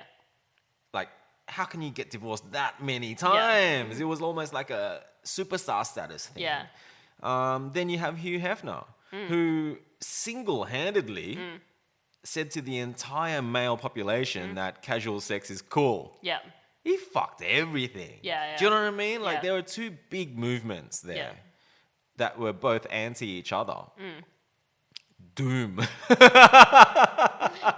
But like, it's really been hard to undo that shit, I think, you know? Like, and the whole Tinder thing and all this stuff, it's just really fucked now. Like, I've been on dates with girls and just gone, you know what, it was a good date, but this just doesn't feel right. Just, you're not meant to meet people like this, you know? I think the problem, like what I was saying before, isn't necessarily divorce. I think the problem is people get married for the wrong reasons. They just think I've been together Insecurity, maybe, primarily. Yeah, it is insecurity. It's social pressure. It's pressure from families, like the amount of times you get, oh, when are you guys getting married? When are you putting a ring on it? That kind of stuff. I think that just, you know, and then it puts this idea in your head that, oh God, I have to get married. Like a lot of, especially for women, I'm sure, I don't know if it's the same for men, but a lot of it kind of feels like a lot of your worth is based on if you're married or not. Like, it's like, well, if you've been together for a while and he hasn't proposed, why hasn't he proposed to you? What's wrong with you? I get you, yeah. That's when the pressure starts. Yeah, and the thing is, you don't, you know, and yes, you know, women can propose to men, but it's still not, you know, that comes across as desperate. Let's not even go there. That's another one of those things that was introduced, part of this feminist movement, I feel, and let's not even go there. Tradition's there for a reason, and I think it's romantic. I don't think you need to look at those things as, oh, that's feminist. That's not fair. It's actually, like, you know, like the man putting down his, you can't imagine a young guy putting down his fucking $600 Supreme fucking jacket down for a girl over a puddle so that she could cross it. You can't imagine that. Yeah. You know what I mean? That chivalry's long fucking dead. Yeah. You know what I mean? Yeah. It's like, you might get a digital Valentine's card these days. It's just like, I get it. I get it how women are really pissed off too about that. Yeah. But I think it's just more, you know, women have that pressure of, if your partner hasn't proposed to you, why is that the case? Then why aren't you married? They start to feel insecure. And especially these days where it's just like, it is normal for you guys to live together or buy houses or do whatever before you're married. Then it's like, if it's not going to make a difference, then why aren't we married? Why aren't you marrying me? And that's the kind of like, and it's just that kind of insecurity. Then you kind of start pushing that, and then you get your family going, "Why haven't you proposed to her?" It's always family, actually. It's usually most family. of the time, and then it's also that's when it blows up way bigger because family want to be proud of the situation. Yeah. Then they want to bring all the relos from overseas or whatever because it's kind of like they mean well. Yeah. They mean 100% well. They just want to celebrate the fuck out of it, but it's not their party, right? Yeah. It's always the way, though. I mean, it's funny how we all know it. Yeah. But it's funny how it just still happens anyway. It still happens, and no one everyone still feels that pressure and feels like you should be married. And I couldn't control even it. And that's the thing. It's like, even when you are married, then it's like when you're having kids, there's always something that people want from you. It's like when you first start dating, when are you getting married? When are you getting engaged? When you're engaged, you can't just enjoy being engaged. It's like, when are you getting married? Then once you're married, it's like, when are you having kids? And when are you having a second kid? There's always something else, and it's just like, and I think that's where a lot of people fall into that trap. If people keep asking you, why aren't you married? Then you start thinking, well, why aren't I married? Even if you were completely happy with your relationship the way it was, 20 minutes ago. Yeah. If someone keeps asking you, why hasn't he proposed to you? You go, fuck, why hasn't he proposed to me? And then all of a sudden it's just like it's planting a seed, basically. Yeah. But, the funny thing is, right, like when I was really young, I mean, like before I even touched a girl, like really, really young, I used to have a pray table in home, and we used to pray to Grandpa once a week, right? And I used to pray, because you get to pray for something. It's like a birthday wish. Yeah. But it was like every week. Yeah. For years, from like 7 years old, 8, 9, 10, Yeah. I prayed for the same thing. For years until I was 14, I prayed for a girlfriend. And it's funny, you get exactly what you want. And then I still fucked it up. Do you know what I mean? Yeah. Like, that's the way I look at it now. It's kind of like, you know what? All I ever wanted was a girlfriend. Yeah. And I've had plenty now. And it's kind of like, well, you're still fucking it up because there it is. Yeah, but it's what you wanted. But there you go. I think a lot of people want the idea of something or want something as opposed to the relationship. You wanted a girlfriend. You didn't want a relationship. You didn't want a partner. That's the thing. People Too young to think about it. But yeah, but it's the same kind of thing. People want to get married because that's what they want. They want to get married. They want to they get want married. to be married. They want it's to like be a married. status. And then once they're married, you don't realize that you still have to put work in. Like, you're still, and like you said, people I'd say you'd have to comfortable. put even more work Absolutely. in, don't you? Yeah. I mean, That's the person you're stuck with for the rest of your life. Like, he has to like you. but that's the thing. Like, I am never bored of my cat. Yeah. Ever. I don't know what it is. That's like, I wish I could get to that state of love with a human being because I can understand that. I can understand that when I look at Mia, I always think she's absolutely fucking She's amazing. perfect. Yeah. Every time. She's Yeah. just like, oh my God, my Yeah. cat is amazing. Yeah. And she loves me. Yep. And so, like, kind of what I wanted Yep. out of a relationship, but it's like, no way is it like that. So are you going to be like 60 and a crazy cat man with like 4 cats? I don't think crazy cat man, but, I already know that if Mia was to pass away, I don't even think about it, but it's like, I would have to get another cat. Like, I just think, I've never been much of a dog guy. Something about dogs, like, when my mum had a first dog, I was like, get up on the chair, Sam, and he'd get up. Yeah. Get down, Sam, and he would get down. I'm like, get up on the chair, Sam, and he'd get up. And I did it until he fucking was panting and Yeah. he couldn't do it anymore. Yeah. And I'm like, that's a dumb animal, Mum. Yeah. My cat would never. You know what I mean? And so, Maybe you need again, a for Shiba. relationships, I don't want something that I'm in control Yeah, of. yeah. I want this cat who loves me when she wants, and Yeah. that suits me. Sometimes she does sleep in another room Yeah. for hours, Yeah. whereas the monotony of going to bed at the same time every night is the roboticness of it. Is like, hey, I'm pretty sure I did my time with school Yeah. and stuff. I already did that on the Yeah, clock thing, so I'm pretty sure like. That's why I keep saying to these guys and stuff, be careful what you wish for, because I do look back on my life now and think I'm so radically different from that guy that used to be in, never be single, Yeah. ever. Yeah. Always in deep, long relationships. Yeah. But every single time I've been the one to break it up, and every single time it's because I felt like they could find a better man. So it's been out of maturity, to be honest, not insecurity.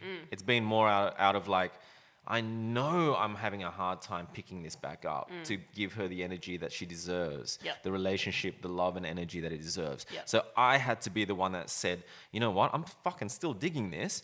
I could go on and on and on here because it's easy. But I had to be like, you know what, I'm going to take a risk and give it up. And then every time I've managed to fall back into another relationship straight away. But now it's kind of like, when I get a girl now and I get to go as far as being seeing each other. Let's just say seeing each other. You're not in a relationship yet, you're seeing someone. When I get there, I can already see that the next step is for them to move in. I'm the one with the house. And then when that starts to happen, I'm like fucking the eject button is very close to my left hand. Do you know what I mean? And it's kind of like, ooh, I've been here before. And then I start thinking about all the bits that are going to annoy me. And my God, there's plenty of them. So it's kind of like, that's why I keep saying, be careful what you wish for, because once upon a time, that was a non-issue. Because you just go into it without too much thought. But now it's like the last thing I would want to do is, you know, dump a girl of my age because I felt like it was me for whatever reason. I couldn't do that. Like, just out of respect, I don't even want to risk it. You know, so like Star and I, we spent maybe 2 or 3 hours filling out an RSVP profile one night for me as a joke. But we thought we would fill it out like as hardcore honest as I could. I think I remember you telling me this. I wrote that I hate children. That word is a very strong word. I wrote, hate children, never fucking want it. You know, I smoke from 4:20 in the morning, weed till, you know, whatever. I wrote everything that you couldn't possibly be interested in. And I'm getting matches left, right, and center. It's ridiculous. And most of the women are between their 40s and 55 even. 52 was the eldest. And they're messaging me essays saying that was the most refreshing profile they've ever read. It was honest.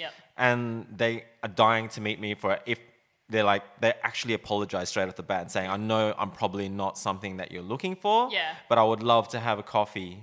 You know, and I'm just like judging them straight on their age and looks going, no way. So I'm just as bad. But there has to be a level of attraction there.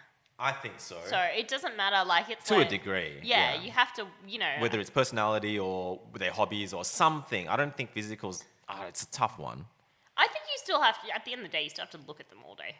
Like for the rest of your life. So it's just, there has to be a level of, not necessarily physical, but there has to be some sort of attraction. And if you've seen their profile and you're not really digging it, then there is no attraction there. And you can't force something. Well, I like their hobbies and I like that they're nice people. They seem like really nice people.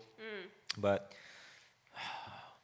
and I've gone out with girls that I wasn't attracted to. Physically, like, yeah, sure. And you're right. Maybe that's why we broke. I don't know. Like, there were, you know, I don't know. Pornography is a bad thing. Whichever way you look at it, I still think pornography is bad because it just, you know, why would you be banging off in your office when you could be, there's a girl upstairs, you know, kind of thing. So I think guys need to talk about pornography a little bit more. Can't wait to get guys, like maybe more guys on the show and we can really hash that out. But, you know, I know pornography was an issue. And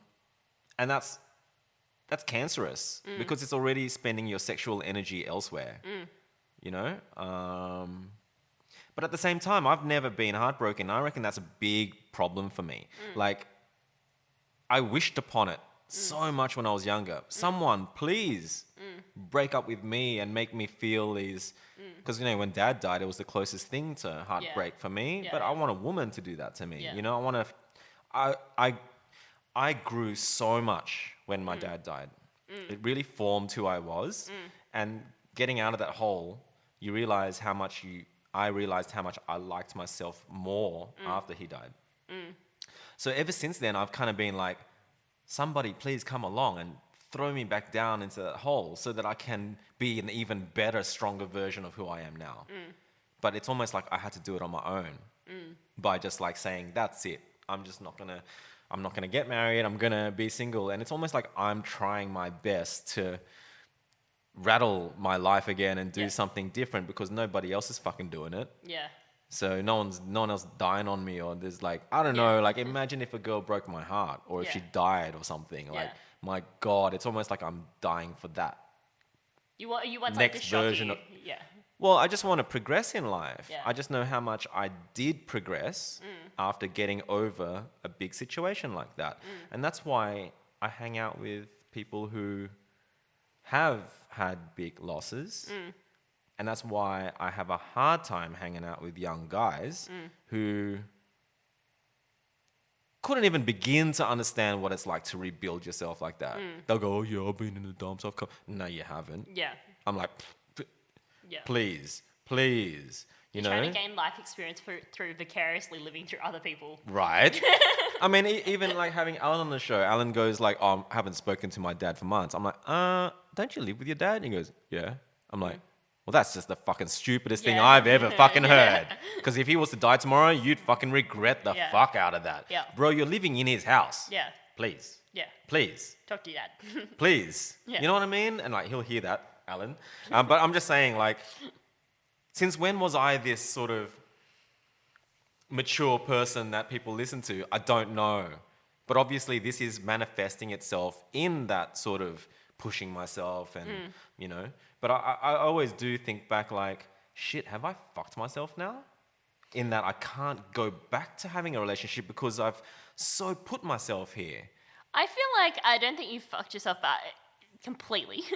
I think Just to a lot. I think to an extent the problem is because you're such a public person and you have such a social media presence and all the rest of it. Oh God, it's worth nothing too, isn't it? In the end of the No, day, not it's even interesting. that. It's just like I think when people meet you, if they have any if they know who you are or whatever, they have this. Back to the persona thing, they have this idea of this perception of who they think you really are, and they think they already know you, and they think that they're like, you know, they understand you and they understand your life, and they haven't really had a deeper, meaningful conversation with you. And I think that's kind of maybe one of the problems. If you start trying to date girls, it's like they've already got this idea in their head of, you know, and you get a lot of girls that are like, oh yeah, you know, he seems to be happy being single. Maybe I can change that.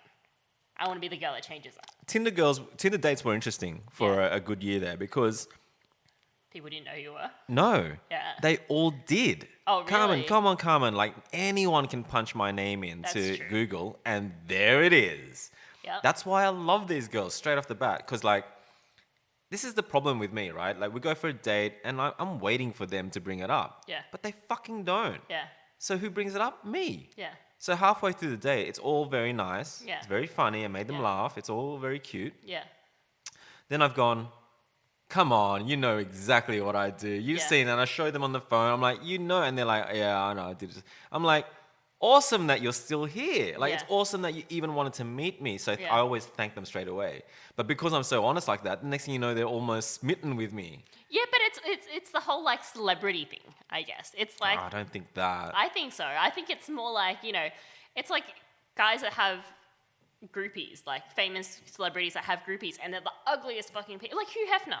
Who would really want to sleep with Hugh Hefner, realistically? I don't think they do, though. But they want to because it's like the celebrity. I think they just stay at his house and use his money, but I don't think they actually sleep with him. Yeah, well, okay, well, not Hugh Hefner, but other people, like, you know, in that kind of perception. Right. I get you. Like, it's the image rather than, and it's a status thing. I get you. Yeah. But staying with me is not going to get you anywhere. No, but it's like they want to, I think a lot of girls, like I was saying, also want to be that person that, like, you know, you've made it very public that you're happily single. They want to change that. They want to be the person that locked you down. That every girl wants to be the person that goes and saves the bad boy. Like every girl likes I'm not a bad boy. Sure. I'm not. I'm not though. I'm a good guy. Yeah, but that's not the image you give off though. When you have, I get your profile's covered with lots of like various naked girls. They were they want to be like, I want to be the one that he actually wants to marry, or I want to be the one that he actually wants to stay with. And I think that's a problem for you because you are so public that people have one, a perception of you, and two, they see you as a challenge, as opposed to liking you for whoever you are. And like you were saying in your other podcast, people get obsessed with you, and that's why. Yeah, but that's always the guys. That's what I'm saying. It's like ever since JDM ST or even in front was better. When I started in front, there were more women designers in the class than men. And that always was the way. There was a really strong female representation in graphic design. But then when I started JDM everything went fucking downhill for me because it's like fanboys. Yeah. And it's almost disturbing. But you know how you were saying, like, you meet a girl who wants to move to America and then, you know, you start seeing them and after a while that all they care about is you and they don't want to move to America. You become the hobby, yeah. That's the thing. I think that's because of... You almost need to meet someone. You almost need to move overseas where no one knows who the fuck you are. Well, that was something that my current flatmate, Kessie, said to me. And, like, I love that idea because it's probably going to be the closest thing to my dad dying. To be honest, I think that if I move somewhere where they can't even speak English, then I've got nothing to show. Yeah. So I have to start from scratch. Even if they speak English, but somewhere where they don't know who you are and you don't have the following and the presence I love that idea, but I think that's extreme. Like, I think for me to can everything... Oh, yeah, it would be extreme. I don't think I can go there unless unless I was heartbroken, you see? Yeah. That's what I'm saying. I'm looking for heartbreak. I haven't... I mean, if my cat was to ever die before me... Yeah.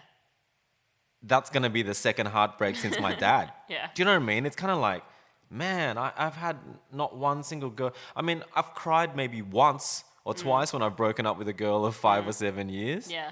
But even then, I needed like Jeff Buckley to be on full blast for me to get the tears out. Yeah. And like, I had Alan over recently. We watched Led Zeppelin watching Stairway to Heaven done by heart in front of them. Yeah. And Alan, I saw like Alan was feeling really self-conscious halfway through. He said, oh shit, I think I feel a tear starting to come out. Then he looked at me and I'm bawling the fuck out. Yeah.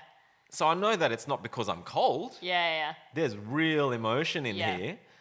But when it comes to a girl who hasn't got the same values as me, it's pretty much impossible. Okay, here's a question.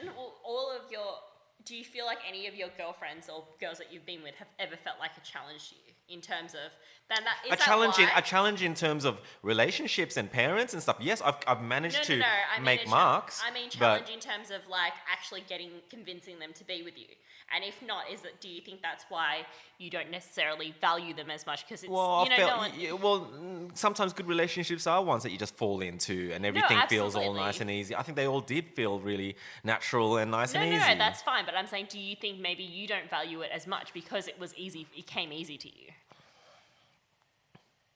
I feel like I was never in threat of them leaving me. Yeah, there you go. Yeah. And that's not right. I think I wanted to fight for them, but I didn't have to. You know, a lot of people have said that to me, Justin, you just haven't found your match yet, your challenge, you know? I mean, then again, Nanami and I, we got really close and my God, we'd drive each other up the wall. We're talking about slamming doors and screaming at each other and stuff. And that's more real than some of the stuff I had in really long-term relationships within 1 year. Yeah. So I already can see that was going to be more complicated. I liked it too, you know. I think I definitely felt almost a little bit of heartbreak that didn't work out. Yeah. So it was almost the beginning of feeling something different. Yeah, it's different when you have to fight for it. Yeah. It's obviously... But it's hard when you're fighting. It is hard. The first year you're already fucking fighting. You wonder whether you want to sign up for more of that. I can't, come on. Like, at some stage, it's got to be fairly easy too. Like at some stage, it's got to be natural and easy before you get to it being difficult. Yeah, I don't think it necessarily needs to be difficult. I'm just more like you should always feel like you need to be working for it. Is probably the best way of putting it. I love that. And I don't think many people would agree, to be honest. I don't think people would agree with that. Yeah. But I believe that's where it's at. Yeah. I do, honestly. Yeah. And I don't mean like if I'm banging some girl, she's all starfish right now, and it's kind of like, there's nothing. It's like, there is no connection, you know? And I remember when I was younger, some girls saying that to me, like, you were a bit jackrabbit last night. I'd be like, what do you mean? Yeah. And they're like, well, you weren't really there. Yeah. I'm like, fuck. At the time, I was like really confused. Yeah. But looking back on it now, I'm kind of like, you know what? Yeah. I know exactly what she means now. Yeah. So... I feel like a relationship should be easy, but you should want to work for it.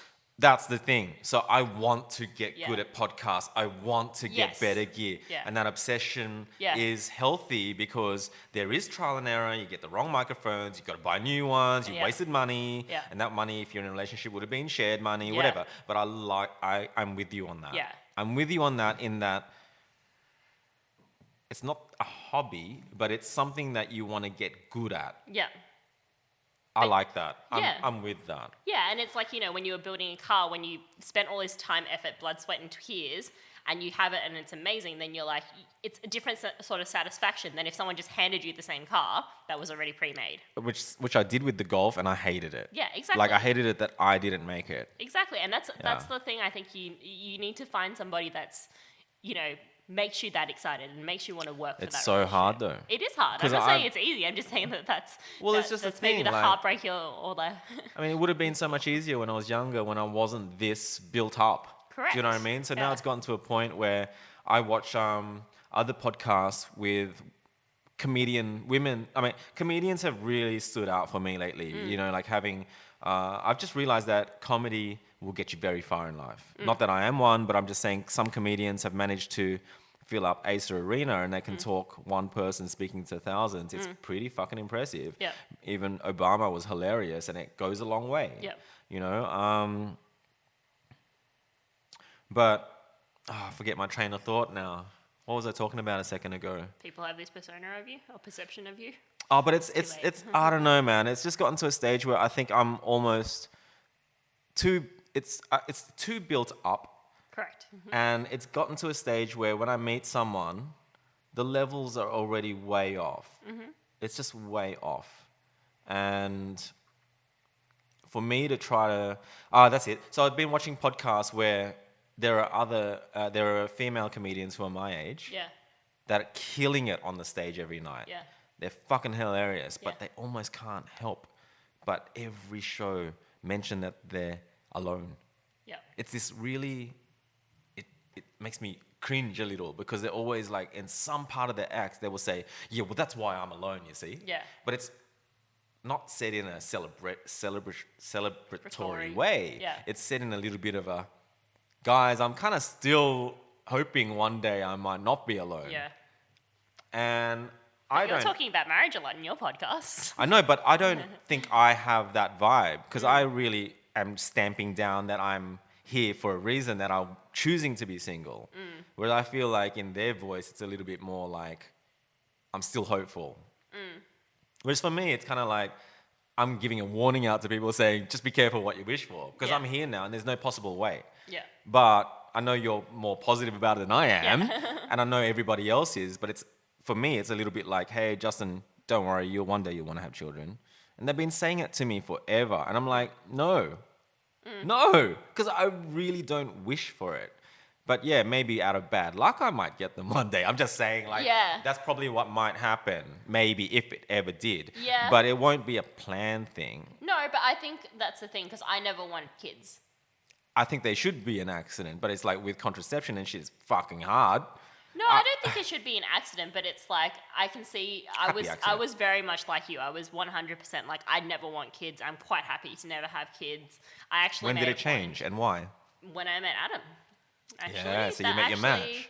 Yeah, it was like before that I was adamant with all of my relationships. I actually made a point of telling them at the start of it, I never want kids. If you want kids, I'm not the person for you. I'm too selfish. I'm an only child. I'm used to having my way and I could never see myself.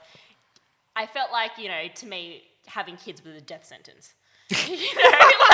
Honestly, for a woman, I felt like it's like your body's gonna go to shit, everything's gonna go to shit, you're not gonna be able to work, that kind of stuff. And obviously times have changed, but it was so different when I met Adam, and he was just so supportive, and he was Yeah. always like, if you want to go back to work, you can go back to work. I don't care. You're like, I don't expect you to be a housewife. You can do whatever you like. And it was always like, around the house, he's always going to help me. I didn't have that feeling that I had before where it's like, if I have a child, it's only going to be my responsibility. Of course. Which is how I always saw kids. Oh God, okay. If you know what I mean. Yeah, It was I get you. always I get you. I and get it's you. always- Yeah, if it was the wrong partner, that's how it would have been. Exactly. I get you. Yeah. And so it was always And like, you I never had an want idea of a kids. good partner, so it was kind of like Yeah, you already and it ruled wasn't. it out. Even then, it was just like now, if Adam turned around tomorrow and said, "I don't want kids anymore," I'd be like, "Yeah, cool. That's okay." I'm actually not. it's not that Oh, that's interesting. It's a weird thing. It's like I really want him to be a dad. Like I see him with kids and I see how happy it makes him, and I'm like so in love with him when I see him with a child. Yeah. That I'm like, I really want that to be our child. Yeah, that's what happens. But I would be quite happy if he turned around tomorrow and said, I don't know if I want kids anymore. I'd be like, okay, that's fine. My first girlfriend of 7 years got so clucky because all of our friends were obviously having kids. Yeah. 7-year relationship. Yeah. It's like, guys, what the fuck are you guys waiting for? You guys Yeah. were together before us and we've got kids, you know? The next thing you know, she's got somebody else's baby in her arms. And we'll be at someone's house party or something, and then I'll go to the room and I'll see her on the couch with the baby on, and she'll give me this look like. Yeah. See, dun, I was the dun, opposite. dun, this is gonna happen. What the fuck are you waiting for? I'm like, oh my god. See, it was the opposite for me. When I saw Adam with the kid, I was like, okay, I want that. Yeah, but it was the opposite for me. I was like, Yeah. oh my god, I don't want that.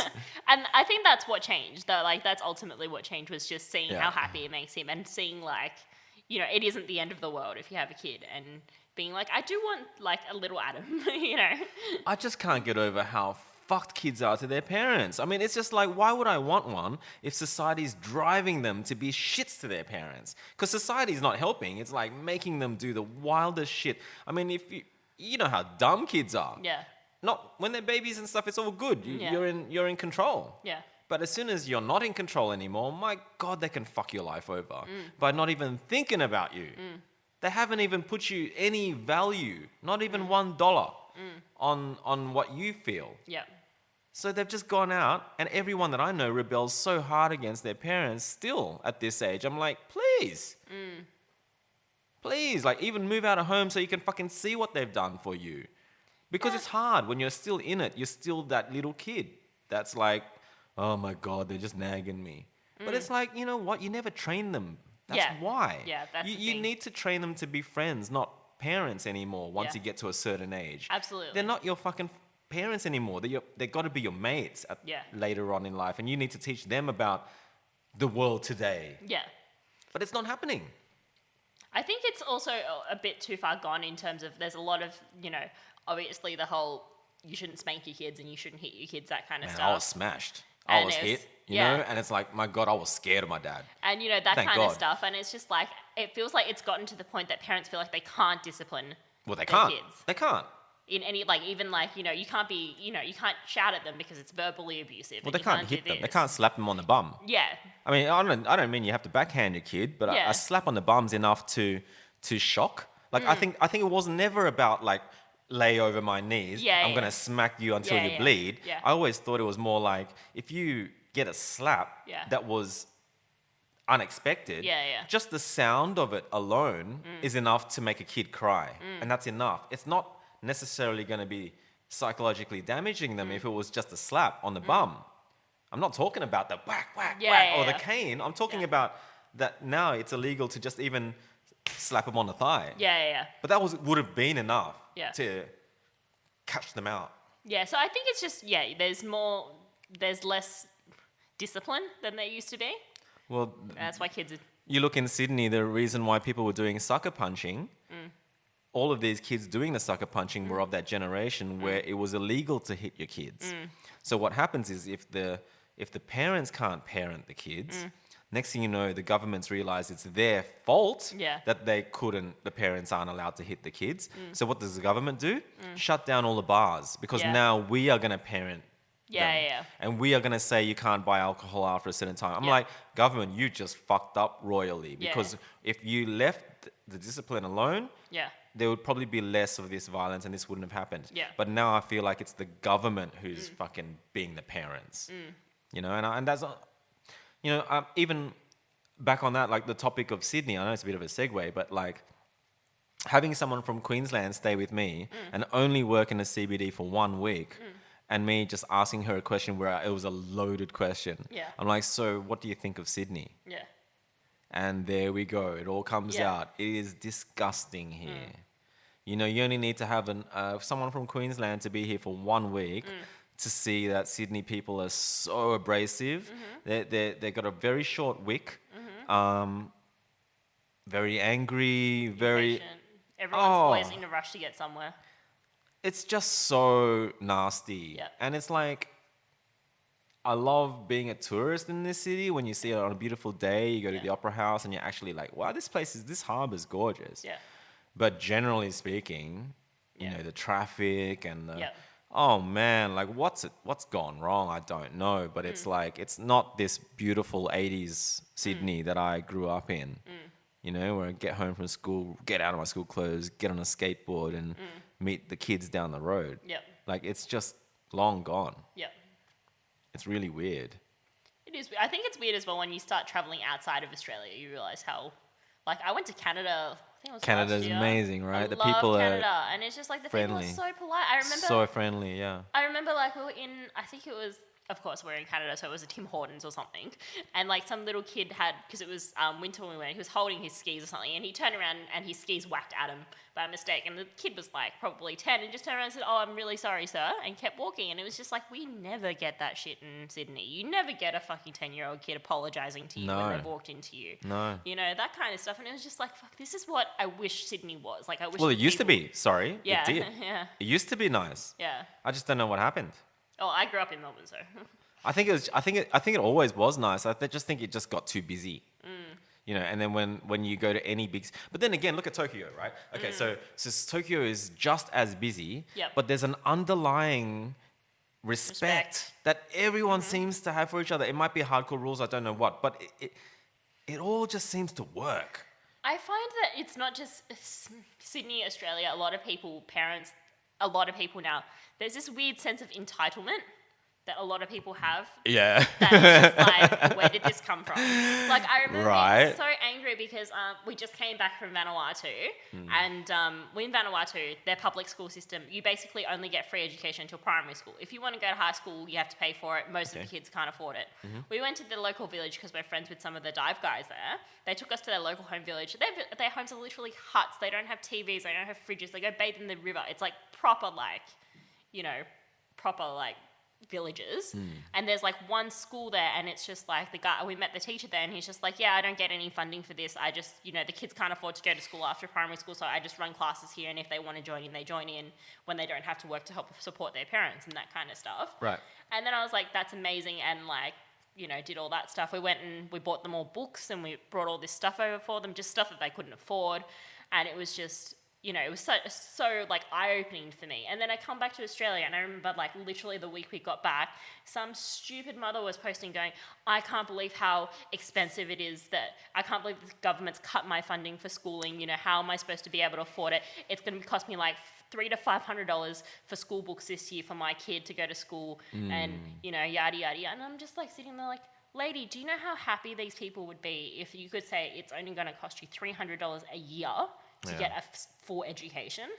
It's really, I mean, yes, it's going overseas is an eye-opener, but you can only control so much. Yeah. Like, I think the world's gotten so much smaller because of that. Yeah. Traveling is cheaper and the Yeah. internet and stuff, but I just it's remember such a being Pandora's box can of worms thing when you start to look outside of your city. Yeah. Like, I still prefer to be rather closed-minded on the topic rather than open, and look at the city itself, and look at why, and look at trying to. That's kind of what I was saying. Like, I just was so annoyed that, like, someone could be so self-entitled that they think the government should be paying for their child. I get it, but it's a Sydney thing. That's what Yeah. I'm saying. Like, Yeah. it's very hard to look at how people are doing it elsewhere. Yeah. Because the values and everything is so different. Yeah. So you can't just take but that's what's confusing everyone. You Yeah. know, you bring in milk tea or Yeah. something, and all of a sudden it's all fucking. But it's like the culture's not there. Yeah. People are just buying it because there's a queue of people out there, Yeah. so it all becomes muddled. Yeah. You know, whereas once upon a time, fucking Tokyo was Tokyo, Sydney was Sydney. Yeah. It was like there was no similarities. Yeah. Whereas now you're getting this crossover thing happening everywhere, and then people saying, you know, people comparing basically and saying, you shouldn't be like that because it's fucking like this over here. But you know what? This is here and that's there. So I personally have figured that stuff out for myself. It's kind of like I don't buy into it. Yeah, absolutely. I understand that there are people worse off and better off, but it doesn't affect me because I'm not there.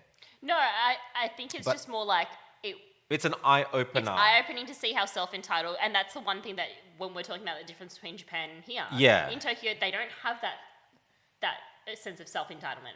Well, no, it's not part of their culture at all. Exactly. Right? And that's what we like. And I don't know when it became part of our culture that everyone feels like, they're too good to say hi to the random person down the street. Our culture is so muddled now. I mean, when I was growing up, it was Working Class Man, Jimmy Barnes. Yeah. And it was like a song that was so popular. It hit #1 in the charts to say to every motherfucker coming into the country, if you've got soft hands, well, fuck you. Yeah. You know what I mean? Yeah. And it was like, it was so almost, not racist, but almost, you know what I mean? It was almost so strong. Yeah. And now it's, I don't know what. Like, as I'm saying, Yeah. it's like now it's so saturated with white noise Yeah. that it's very hard for the small percentiles to stand out. Yeah. Like, there's always going to be small percentiles that change the world, but in this day and age, it's even harder because of the white noise, because people can get fake likes and you know what I mean? It's just gotten really noisy, in my opinion. Yeah, and also back in the day, it's like you want to listen to music. There's only so much music you can listen to because there's only so much that's coming through the radio or TV or whatever. Now it's like you can get now it's the world, right? Yeah, now you have literally access to any type of music that you could possibly think. So people are not, before it's like one person's popular and everybody likes them because that's the person that's on the radio. Michael that's the person Jackson, on TV. Madonna. Yeah. Now it's like, how many people do you find? We don't have idols in the same way that we used to. Thank God. Which is good, not necessarily a bad thing, but I think it's just everyone's got very different opinions now because, you are open to the internet. So it's just, and it's just little things like people have that, they'll Google something and be like, oh, well, I think it's bad now eating bread, I don't know, or something. My God, that's hilarious, right? I mean, that's the thing, like the whole current generation of people, making someone feel bad in order to get them into something good. Yeah. It's like, what is it with that? Yeah. Like, you don't need to go as far as stoop so low as to saying, if you eat white bread, you're going to get all clogged up and shit. You need to eat fucking sourdough. It's like, get off that horse, please. Yeah. It's like, I eat white bread because it's soft and sweet and yummy. I don't give a shit. It's my life. Yeah. But it's like, I remember that. I remember like going out with a hippie girlfriend that said that from day one. And so I just fell with it and stuff. But then, I started telling my family and stuff. I remember my sister went off at me like, fuck you, I can eat what the fuck I want. I'm like, but that was early days. Yeah. And then next minute, she's now like health guru, only making the healthiest fucking foods. I'm like, kombucha or whatever. I don't even know what the fuck this shit is, but all I know is it looks really tasty and yummy, and it is, but it's good for me too. Awesome. But I remember what she was like when I first told her that you shouldn't eat white bread. You know what I mean? And it's kind of like, it's funny like that, how it's almost like I don't mind that because in many ways, if you don't contradict yourself in life only because you don't want to, then suck shit to you because you're going to be in a hole for a long time. You've got to progress by, sometimes I've contradicted myself so many times. If someone calls me out on it ever, I'm like, yeah, well, that's a sign of growth. It's because I admit that I was wrong and I now know what's right. Like, rather than sticking to my guns. So I'm with that. So let's segue into something else. I wanted to talk about diving, actually, because I know you and I both are into keeping marine fish. My history goes that my dad was the first to ever sell marine fish in Sydney. So I have a real, like, deep memories of aquarium fish. But at the same time, as much as I love marine fish, I've always dreamt of diving. And I went as far as going to the Lizard Island and snorkeling, but I saw sharks and they fucking scared the shit out of me. Like, I've never stepped in there again. Honestly, I find snorkeling harder, but that's just me personally. Well, yeah, because diving, you have to come back up all the time and it's, whereas, I mean, I had to go down and then I hold my breath and I come back up. Whereas you can relax and enjoy the corals, right? I couldn't get to places that you could get to. And obviously, I have these dreams of like diving would be like flying because, it's not really like flying, but it is an amazing sense of weightlessness. It's an amazing sense of, you obviously, all you can hear is your regulator, and you can hear stuff occasionally, but you can't communicate with each other, and you have to rely on your dive buddy, and you learn how to communicate without actually speaking, which is next level. Never even thought of that, but yeah. Me and Adam have had arguments underwater. don't ask us how, but we have. Like, literally, we've had like the most random arguments. I remember we were diving in, I think it was Indonesia, and we were diving like around a shipwreck, and we got into this weird argument. People were like, how the fuck did you guys argue while you're underwater? I'm like, I don't know, but we did. Fuck? That's awesome. But yeah, it's just this amazing sense of weightlessness. It's just relaxing. It's so like peaceful, and it's just like it makes you feel so small because you're just in the middle of this ocean. Well, it's like space almost. Yeah, you literally look out and you're just like, holy shit, like you can see it, on a good day you can see maybe 20, 30 meters under good conditions. And that's rarely good, right? Yeah, it's usually, in Sydney, you'd probably get 15 to 20 metres visibility, maybe depending on the day. If you're overseas, like it's clearer, it's calmer, all the rest of it. So you can see maybe 30 metres. And it's just that's pretty good. 30 metres is pretty damn good. Yeah, and you're just like, yep. But you can quite happily swim and then turn around and be like, I didn't see that 5 minutes ago. Yeah. And you're like, how much stuff is beyond what I can see? Right. And it just makes you feel like it's amazing. It's just... That makes me feel scared. I think it does take a special breed of person to be a diver, because it takes a special type of person to be like, there are sharks down there, hell yeah, let's go down. And it's the special type of person... Just knowing, you know that shit can happen. Yeah, and you basically, you know, and it's not even just putting on a mask, putting on a tank. It's so technical. This is why I think you would actually enjoy diving, because it's actually very technical in terms of, in what way, yeah. How deep you can go and how fast you can ascend depends on... I've heard that, yeah. Yeah, it measures like, you know, it messes with like your body, and so therefore you can't come up too quickly, or you can pop your lungs, and you know that it's just so technical. And if you go down usually past around the 18 meter mark, some people go through what do they call it? They get narked, which is there's basically... a name for it, isn't it? Where they go loopy and they're nitrogen almost like narcosis. high. Yeah. Nitrogen narcosis, basically. I'd actually probably like that. But it's actually funny watching it, because I remember doing this dive with a guy, and you know, quite regularly, you check on each other's air, see how you're going and all the rest of it. Right. And you're like, literally, we hit 30 meters, the guy got narked, and he was just like, well, like, you know, how much air do you have? And he's trying to tell us the time. I'm like, no, how much air do you have? And it's like a slam that we do like 1,000,000 times every dive. Like everybody knows it. Yeah. And he was an advanced diver, and he just couldn't figure out what we were trying to ask him. And that's when you knew that that's how you know, right? Yeah, and you're just like, okay, we're going back up. Like you have... Yeah. I hear the same with, like one thing that I've been even more fascinated to do than dive is to climb Everest. Oh, yeah. Because people die doing it, you know, and that's the same thing. People lose their fucking minds up there, and they start ripping off all their clothes because they get hot.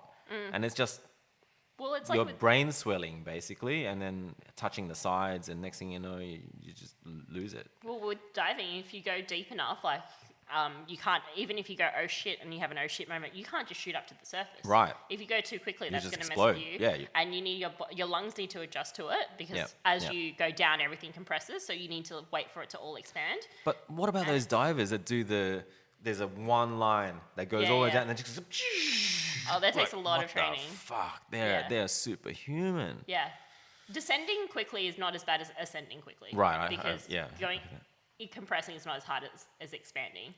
But also it's just like, you know, I've had friends that he was saying, one of my colleagues, he said when he learned to dive, one of the girls actually died on his dive course. See, that's not cool. And that's just because what happened is like they were under like 20 meters down or something. Her boyfriend panicked, grabbed her weight belt, because you're obviously naturally buoyant, so you wear a weight belt so you can sink. He grabbed her weight belt, so she started shooting up to the surface. And because you've got no air, your first instinct is to hold your breath. Yeah, that's even worse. But the problem is then because your body's expanding. Pressurizing. Yeah, because you're expanding, like your lungs expand, and then she popped her lungs and died. Oh my So it's actually God. really technical. So it is very relaxing, but I also like that it's... You can't just forget. You actually have to make sure that you have a system and check your dials and... Yeah. And you have to trust the person that you're diving with, that they're gonna, you know, in an oh shit situation, they're gonna give you a hand. Well, that's the end for me then. But, I mean, if you're doing a recreational dive, under certain, you know, under say 15 meters, right, you can just go up. It's not gonna. You might feel a bit sick afterwards. Right, but it's not going to be one of those major. But you'd only get. Yeah, that's right. Like it's like people practicing in a swimming pool. I'd probably start there. Yeah. Yeah, and. I think it's actually harder to learn in a swimming pool. Probably, because there's no conditions in there, right? It's just like... No, not even that, because it's nothing to distract you. You're in a pool, you're so focused on all your gear, which you should be at some point, but also you can't relax. Whereas if you're in the water, you can kind of like, the hardest part of diving is relaxing. The more you're panicking about it, the more you're going to like hold air in, then you're going to shoot up, and it's just all that kind of stuff.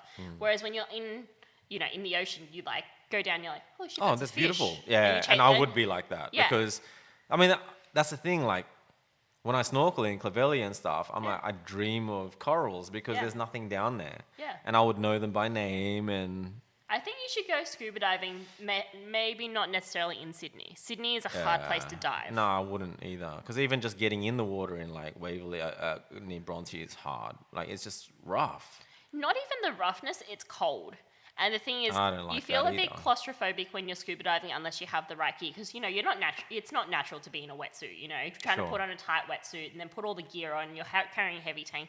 Whereas if you dive, like, up in Queensland or you dive overseas, the water's like 30 degrees. So you don't need to wear a wetsuit. Yeah, I know. I've been in that water. It's amazing. And I mean, but then again, like I said, like we were marlin fishing out there. It's fucking wild out there. Like, one of the marlin was chopped in half because something ate it. But that was a shark, for sure. It's just, I don't know. It's wild. But there's places you can go that have no sharks. Where it's like in a reef. So if you go to Fiji, it's like there's a place you go to where it's like inside of a reef and you dive the inside of the reef and it's really calm, like, because the tides aren't getting in. There's still beautiful corals. And like, honestly, my favorite dive I've ever done was 3 meters deep. It wasn't even... See, that sounds cool. Yeah. That sounds pretty. Yeah, it was amazing. And it's, you know, at that depth, you can't, you know, you don't lose the color from the corals because the deeper you go down, the more you lose color. Yeah, of course, because of the light, right? Did you ever watch that movie where the 2 divers got left out there because they didn't do a proper head count? No. So it happened, American divers, boat, big group, and it's real. It's not, they made a movie about it, but it actually happened. Simply got back to land and realized there was a spare tanks there and some gear, and they're like, oh, crap. Yeah. And they did the head count wrong, and there were 2 people left out there. Yeah. So they resurfaced, the boat was gone. Yeah. Gone, sharks, whatever. Didn't get found. But like, my God, that's another reason why. You carry a safety sausage. They'll figure it out and they'll come back and get you. But yeah, I mean, that was a freak accident. Obviously, they do proper head counts ever since that's happened. So yeah, but even then, it's like, depending on where you're diving, you know where your dive spot is. Like, if you're a dive center and you're running dives every day, you know where the spot is. You just go back, and if you're a diver that carries a safety sausage, which I always do, which is massive, giant, inflatable orange thing, then they just look for the orange thing. Yeah, I get you. Yeah. And they find you. That's... Yeah. Well, good on you though, props, because I think it's not as crazy as climbing Everest, but it's on the same lines of being in big nature. It's not about like going for a drive through the twisties. Yeah. It's more that big nature thing to me, and which is like, you know, you get extremists out there, like the guys who hang out with bears. I'm just saying, like, one thing could lead on to another. Yeah. Next thing you know, you know what I mean? Yeah, I think it's just interesting being like in the ocean as well and realizing how small and irrelevant your problems are. When you I like that. And you like look at how big the world is and how big the ocean is, and there's just like, you know, when we did Fiji, there was like manta rays just diving, like swimming around us, and it's like they're so peaceful and they're so happy, and it's just makes you feel so insignificant, and you're just like, so many things do, but it's like, nature will always do it. You know what I mean? Like, that's one thing I do miss. Like, you know, going out with a girl who was a dead set hippie for 7 years. My God, I was black as fuck because I was always in the sun. Yeah. I was a water baby because she's a water baby, and she converted me into one. Yeah. And there was this Asian guy that was like just always in nature. Yeah. And you go somewhere like near Grafton up there, you're talking snakes in your front yard, kangaroos in your front, emus and everything. Yeah. And you're like freaking out almost, like, is this even real? You know, it feels like a little wonderland up there. But would you go scuba diving if I dragged you scuba diving? I don't know. I probably wouldn't actually. Really? Yeah, I think as I get older, maybe my comfort zone's gotten smaller. Yeah. And I think it's funny that it has, because I haven't got children. Yeah. You know, one thing, I read an interview with Elon Musk recently, and he was kind of like, they asked him, so are you going to be the first to Mars? Yeah. Because that was his dream. Yeah. Right? He wants to die on Mars, the guy. But he actually answered it in a way that I never thought he would. He said, I've got family now, so Yeah. I have to take responsibility not only for myself and for them. So I don't think I can take the risk. Yep. Maybe when I was younger, I would have, and I'm like, wow, that's kind of sad because he's getting there. He's very close, but he might. I hope he fucking makes it. Do you know what I mean? I hope he gets there. But at the same time, I love that he's thinking like, if he fucking dies on this first trip, well then shit, he won't be able to contribute anything else. Yeah. So he's realized his own importance. Yeah. But I don't have that. But I still feel like I don't want to. I don't know. Then again, I'm really happy with what I've done in my life, but I still don't think I want to die like that. I don't think you would. You're not going to die scuba diving. Research how many people actually die scuba diving. You'll be fine. What is it? Out of curiosity, do you even know? I think that. Oh, I researched shark attacks once. The amount of sharks. I think it was like worldwide, like 6 shark attacks last year on a diver. On It's any not divers. much. It's not much. Yeah, it's not much at all. And it was like, and even then, it was, I think there was only like 1 fatality or something. It was something really. It was It's something nothing. ridiculous. I It was get you. next to nothing. It's nothing. Yeah. Okay. And yeah, I don't know, but I'm weird. Like, I see a bull shark and I want to jump in the water. Like, I actually booked for us. And you want to do that, but it's not because you want to die. It's because No, it's just I think it would just be like I just have a little fear factor when it comes to animals because But you can't pat a grizzly bear. That's something. Those guys that went out and did it, they're all dead. Like, no, you don't. I don't want to pet them or anything. I Right. just want to see them in nature, and it's just because we've done dives before. In where was it? Dubai, actually. We did a dive in, like, they have this, in one of the massive hotels, they have this massive fish tank, and you can dive in the fish tank. They've got all these, like, crazy stingrays and all that kind of stuff. And I was like, yeah, it's kind of cool seeing them.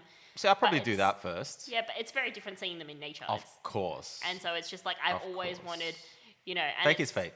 Yeah, and it's the same with, when I was in the Philippines, we went and did diving with the whale sharks. That's cool. But it's just like they feed the whale sharks to lure them there, and there's heaps of tourist boats, and it's a tourist thing. And it's like, yeah, it was cool to see them, but I would like to just be diving one day and just one just swims by. Yeah, I get you. Yeah. So, Yeah, whales are pretty amazing. When you see footage of like people next to such huge animals, my God, that's when you feel really small, And it's amazing that they don't try to kill you. They're actually quite aware of where you are and stuff. They're quite intelligent. yeah, well, most of the time underwater, everything leaves you alone. You're actually really lucky if anything wants to pay you any attention. Most of the time they see you and swim off. You're like, That's what I hate about bushwalks. I love bushwalks, but I hate the common bushwalks where it's been trodden on so much that the animals just steer clear of it. And you hardly see anything at all on a bushwalk. So you don't really get that with scuba diving because you don't necessarily, you could do the same dive 20 times and see 20 different things. Yeah. Because, tides change, currents change, and even in the water, you can't necessarily follow the same path that you've always done because the current's strong and it's pulled you that way. Correct. So, and in the ocean where you're such a small, like, section of the entire ocean, they just kind of ignore you. It's interesting. Like, do you find that, like, your hobbies lead to bigger things? Like, okay, keeping marine fish, neck minute, diving. Now, I think I saw, did you go to Egypt? No. I wanted to. Oh, man, because I was thinking, imagine if you did. Because, like, I know you're playing Assassin's Creed. I'm playing it as well. But, like, I've watched so many podcasts on people arguing about Egypt and what came first, and people going as far as measuring the Sphinx and saying it's not quite on that horizon line. It's actually 1 or 2 degrees off. And people are saying, arguing like till they're blue in the face that this is how pyramids were built. And then that French architect that actually is generally speaking all over the world awarded for figuring it out, which was they were built from the inside out. Then he goes in there. In these documentaries, they go in there and document all these little ridges in these walkways inside that he figured out there would have been wooden things because the wood's rotten over the years. And then the wood was what carried these huge blocks. And it's like, then you play this game and those ridges are in the game. And it's like, oh my God. That's actually the same experience I felt when I went to Rome. Because I don't know if you played the early Assassin's Creed games, but they were set in Rome, and you climb like the Colosseum. And you were there, and you're like, we were there, and I was like, holy shit, I climbed that. And it was pretty fucking accurate, and right? it's so accurate, and it's literally like even like the amount of detail on the buildings. Like you'll go to a church that was in the game, and it's like you can see the handholds which you would have used to get your character up to the top of that, and you're like, holy crap. I was shocked because I've been watching these Egyptian docos for a while now, and then when I finally got to the pyramids, even the hole that's left in the top left corner was there. Yeah. And I'm like, oh my God. It's really surreal. I think because I played all those games first and then went to, like, I remember saying to Adam, like, I feel like I'm in Assassin's Creed.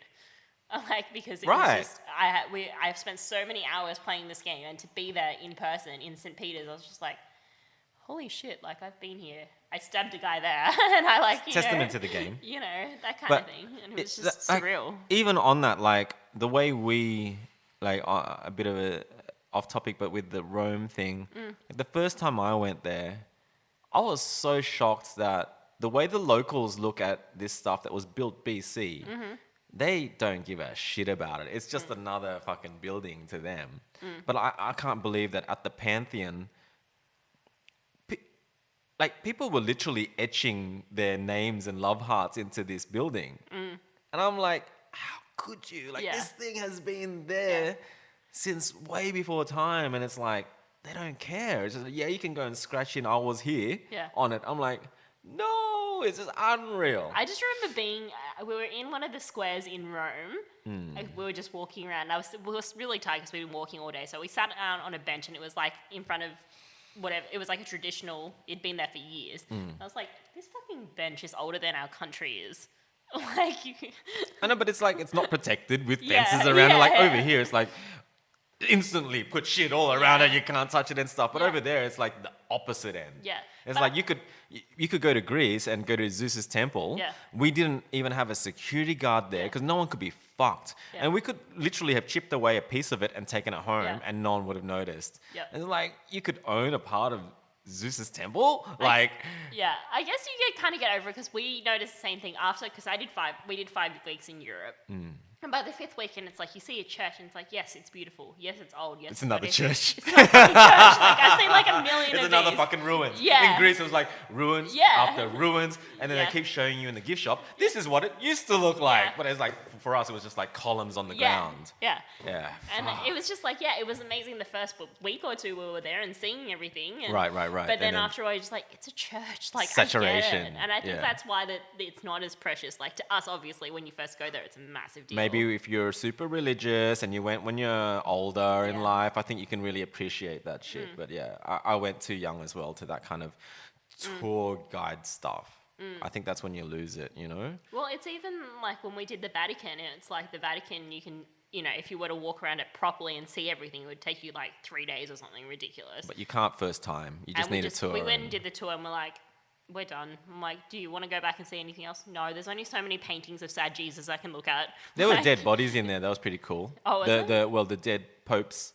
Oh, yeah, Did you see all of them in the Vatican? Yep. I thought that was pretty fucking freaky. Yeah. I really wanted to see the more pagan shit, but I'm pretty sure it's all locked away. So it's so big, and there's so much of it that you can't see. And you know the catacombs? They only let you see like nothing. Yeah. And you know that like when you're in the bus on the way back out of there, you drive for maybe 4 or 5 Ks, and there's this little concrete thing in the middle of a grass field. Yeah.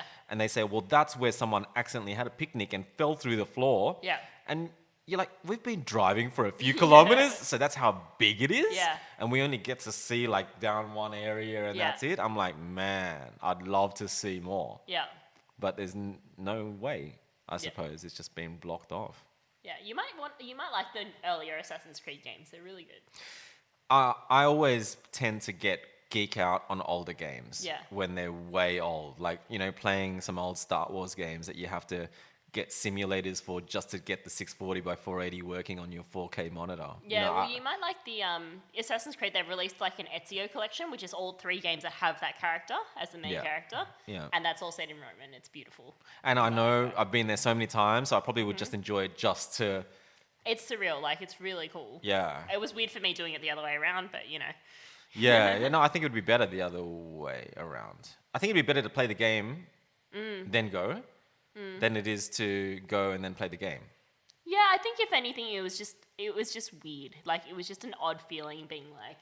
I know this already. Yeah, it was surreal. It was almost like a deja vu. It was just like... Well, you know more of it, to be honest, because if you can climb that shit, you can't climb it in real life. Yeah, so you actually saw more detail in the game than in real life. And it was really fascinating that how detailed the game was, because you remember, like, you know, when you obsess over a game, you remember the map. I'm like, I know, like, to get from this building to this building, you turn left here, and I think it's the same kind of road, and we kind of headed towards that way, and it's like, oh, it's still here, and I'm like, holy well, shit, it is all together. Yeah. I mean, from that point near the Vatican up the top, I don't remember what it was called, but at the very top, you could actually literally see all of the landmarks from that one rooftop, and kind of all very close together. Yeah, everything was fairly close together. Yeah, I mean, I wouldn't say necessarily a walk. Some things were a little bit further, but there were at least 3 or 4 things that were very close to each other, like the Trevi, the Pantheon, the Vatican, and one of them they were quite close together.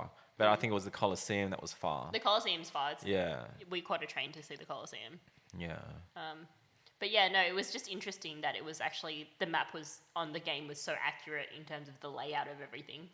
That you could navigate, that I could navigate a city that I'd never been to based on a game.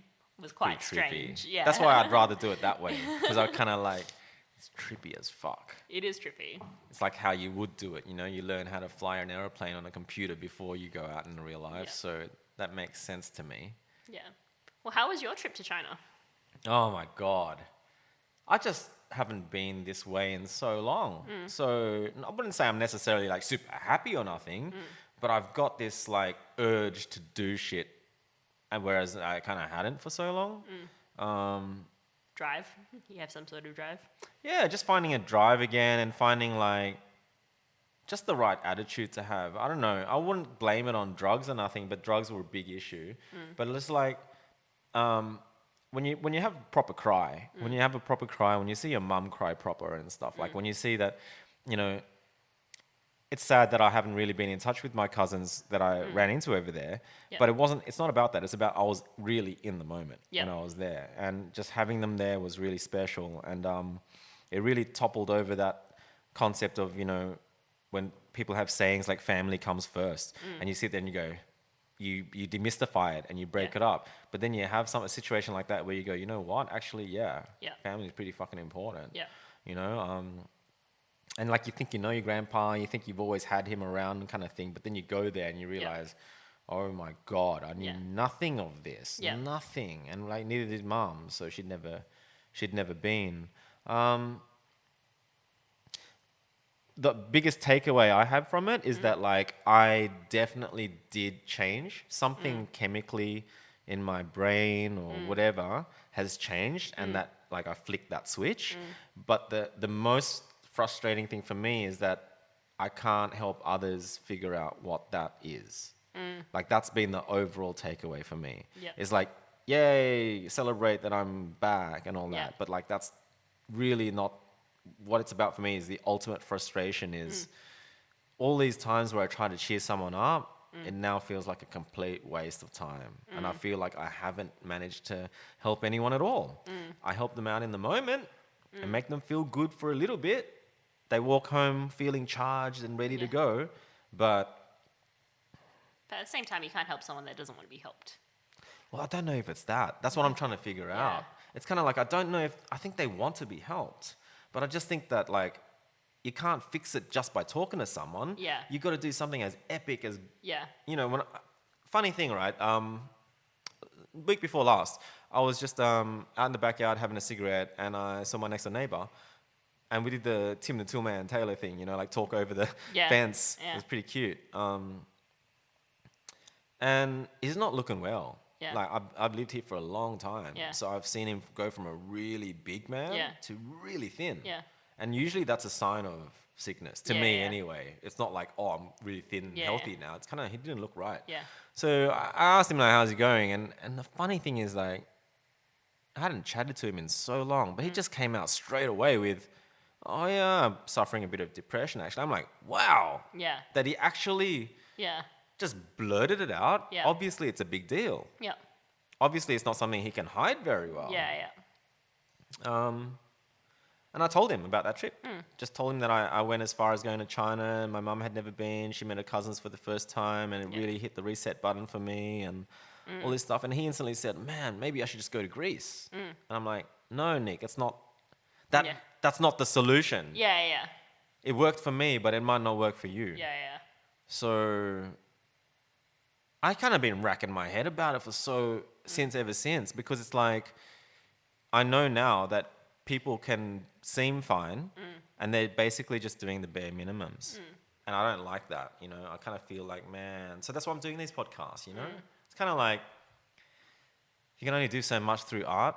Yep. You can only do so much through an image. Yep. But these podcasts are kind of like, you know what? If I get hate for me being me, then so be it. Yep. I can be proven wrong. Of course. I can say shit out of context easily. But if at least a couple of people maybe can snap out of it, or maybe be inspired to go on a trip or do something to shake it the fuck up, then I feel like, well, that's an extension of my art. Yeah. You know? And again, now I'm back on that path of like trying to get more fame again. It's like, that's where I always was. Like, I have no denial that when I was young, I just wanted to be famous. You know, my very first website was called The Website of Rock God Designer Extraordinaire. That was the title. Yeah. And you know, like, it's like when you were 17 and on the forums, you had that attitude, you know? You had that attitude because you wanted to be popular. Yeah. But then at some point, you know, we fucking sat down and were humble. Yeah. Fuck that shit. Yeah. You know what I mean? Like, I've got something to say. Yeah. I've got questions. Yeah. So I'm back on the warpath now. And it feels really good. You know what I mean? Like, I'm expecting the negativity to come. And the only thing that I worry about is like getting my voice taken away from me, being banned, blocked, conspiracy, bunch of haters get together and report the one image, and then instantly I'm part of an algorithm that blocks me. Yeah. Now that would suck. Yeah. You know, because then all of that hard work would be wasted. Yeah, but you always seem to find another way to get your voice out there. I'll figure it out. But you know, I just feel like I couldn't have done this any earlier. Yeah. Like, I've always wanted to do this, but I just never felt like I had the confidence to until now. So I just needed to find this thing again. So I'm hopeful now for other people. And I would love to know a little bit more about depression and stuff, because I felt like all this time seeing Cars for Hope and Birdie do that, I'm like, this fucking muddled up fucking grey bullshit. None of it makes sense. Cars for Hope, Orange Effect, what the fuck you talking about? Yeah. But now it's kind of like, you know what? Even me being so anti it was because I was depressed. So I was kind of like a non-believer. Yeah. Maybe I should fucking pick up religion. I'm just saying, like, Yeah. I've been so anti it my whole life, but maybe for the wrong reasons, you know? Like when my dad was dying, these fucking cunts swooped in with their priest outfits and started saying, we're going to convert you from Buddhism because you need to be saved. You need to make sure you're going to go to heaven. You know, you need to do this. And he had no say in it. Yeah. So they converted him from Buddhist to Christian or Roman Catholic or what the fuck ever in front of me, even though none of us really had time to say yes or no. They just did it anyway. Yeah. And that made me hate. That would make me hate them too. Well, it was pretty forceful. You know, we were in St. Vincent, so it was like they just have these dudes walking around doing that fucking G'd up voice with, oh God, come down and cure this man of cancer right now. I'm like, what the fuck is this crap? Yeah. You know, get fucked. So my whole thing after Dad died was like getting wasted, going to the city and bashing up Mormons. That's what I did. You know, because fucking let's go. Yeah. But I'm over that now. They're not even the right religion. They're not even the same thing, Justin. Get it right. At least beat up the right people. Oh no, beating up with my words, of course. Yeah. I wasn't physical. But oh man. You know, it's so easy to catch someone that believes out on illogical things, but then you realize that it's not about logic. It's not logical. It's just about strength and unity, and you know, some people go through a hard time and then they need a bit of support, and a lot of people find it at church. I think that's the same with like mental illness. Unless you have gone through it, you don't understand it. You're like, you think that depression is just when you're really sad. And it's like, no, it's much I'm deeper. so a believer in depression now, whereas I probably would be one of those people that say, everyone's saying they have it, you're all full of shit. And I still do believe a lot of people are full of shit, don't get me wrong. I think a lot of people are using it as an excuse. But I do believe that I was in one without knowing it. And I think that's the scariest kind, when you believe that you're fine. Yep. But actually you really are quite fucked up. So I'm not with those guys that are saying out loud that they have it. Yeah. I still think there's a little bit of just like, maybe you just haven't sorted some shit out. Yeah. But yeah, I'm with it in the people who put on an image for so long that they actually believe their image. You know, like I've always been in competition with myself more than others, so I think it's helped me to always have more of the values that I place on other things actually more on me first than other things, because that gives me this kind of guard. Yeah. But even then, that just made it so that I could feel something else deep down elsewhere, and I don't know, no one could see it. I don't think, you know. And maybe when I get defensive because I am who I am, people don't tend to fight me. You know, when people are like, "Hey, Justin, what's happening in Zen? Is it all right?" I'd come out down on them like a ton of bricks and say, "What do you mean? Everything's fine." Yeah. And then they'd instantly just, "Oh, okay, just asking." Yeah. And end the conversation. Yeah. So I think people didn't push me to the point where they just asked, "Is everything all right?" Yeah. And then that was it. If Yeah. I said yeah, they'd believe me. Yeah. Whereas I needed to undo it myself, you know? And seeing the counselor I've got issues with my sister, so relationship issues with there. So seeing the counselor actually helped a lot too. I judged her straight off the bat for what she was wearing and how she acted in her office and everything. And I realized, like, God, I'm a fuckwit, you know, for being so judgmental straight off the bat. Yeah. It wasn't until she said to me, everything that you've said about yourself, about In Front and JDMST and Zen and everything that you do, everything you've said is not the person that's sitting in front of me at all to me. Yeah. To her, she was like, you don't sound like that guy at all. You sound like a very angry person in comparison to this Mr. Zen. Yeah. And I just went, Yeah. wow. Yeah. Wow. She's so right. So I think that was maybe the beginning of the journey. You know, having a professional catch you out. You know, you think all along that you know who you are, and then someone actually catches you out, and you're like, oh shit. So I think that might have been the beginning, of the snowball to finding. I still wouldn't call it happiness. I just think it's like getting out of the dumps. Yep. Now that I'm there, I'm open to happiness. Whereas before, there's no way happiness would have penetrated. Yeah. You know what I mean? Yep. So that's where I'm at. Well, it's good that trip was eye-opening for you. More so than many trips. Yeah. Like, I just don't think you get out of your comfort zone too much. I don't. When I go on trips, I tend to go to places that I've already been to and things like that. And even if I go somewhere where I don't, it's still very safe. Whereas this was like, the fact that the family was there made a big difference. Yeah. Speaking up out loud in my own language, like in Indonesian, in front of people who speak Indonesian a billion times better than me, but really trying. Yeah. I wouldn't have been able to do that as a kid because you're so self-conscious and you're so embarrassed. Yeah. Whereas I was just on fire, I suppose. Yeah. And it's just had to come out. So that's been good. I don't know. It's been an interesting year already for me. And it's something so radically different to the last 3 years. And I just wish that people would, I don't know, I just want to share that. I just want people to snap out of it. Yeah. So I'm trying my best. I'm being just as harsh as ever and with my words and very inconsiderate and I'm not a tippy-toer. Yeah.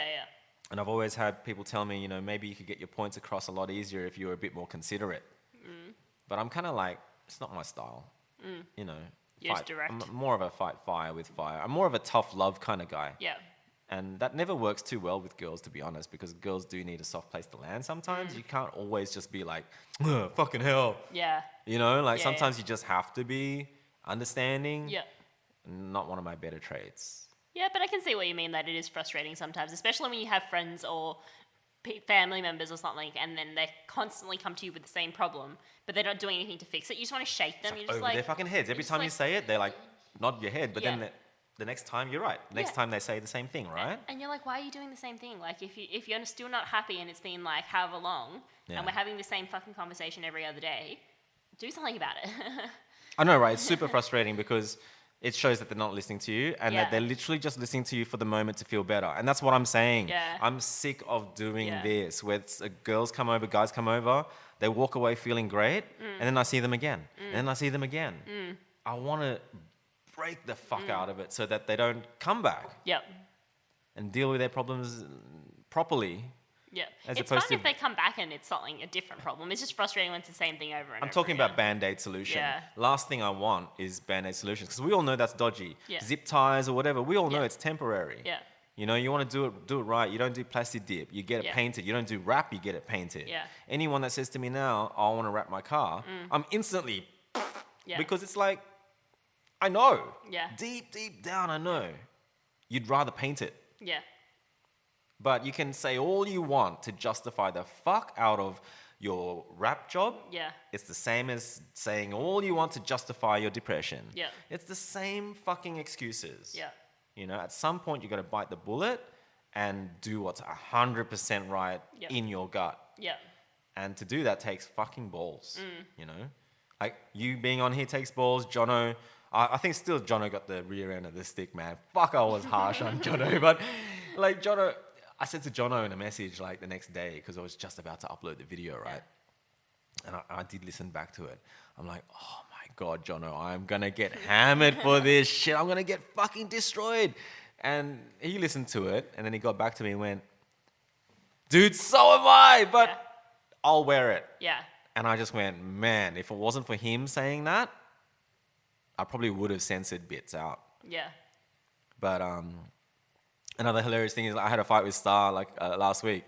I blocked her on the phone. It was hilarious. We had this big fight, and I said all sorts of. It's funny when you love each other, you say the nastiest things. Yeah. I was like, you want to be DJ, you want to be designer. I was just going for the jugular, Yeah. which is the worst. Like I Yeah. would, if I could take it back, I would. It's funny that the only thing that she could say to get back at me was, you and your censored podcast. I'm like, have you heard the latest one with Jono? Yeah. Because you know? Yeah. But it's so, I'm so like, Yeah. you know? But I don't know, it's scary. But at the same time, it's like, I haven't taken a risk with anything in a long time. So it feels good. I think it's good to not censor stuff and just say it as is. I'm sure you're going to get hammered for a lot of what you're going to say now and in the future, but Well, yeah. there's that thing of, you know, you don't have to go and say things in public if you don't want to. But I'm trying to change something here. I'm not Elon Musk, but I'm trying to Yeah. make a mark in the wall. I always have made marks in the wall. And I really am trying to change people for what I believe is the better, not the worst. I'm not saying do this. I'm actually saying more warnings like be careful what you wish for. I'm actually more concerned Yeah. than I am do A, B, C, D, E, Yeah, F. yeah, yeah. I'm not telling people what to do. Yeah. I'm just talking about where we are just talking about issues. And chances are, like I've said before, YouTube is predominantly younger males. Yeah. And they're the ones, sadly, that need the most fucking work done on themselves. You know, like whether they like it or not, they're pretty fucked up at the moment.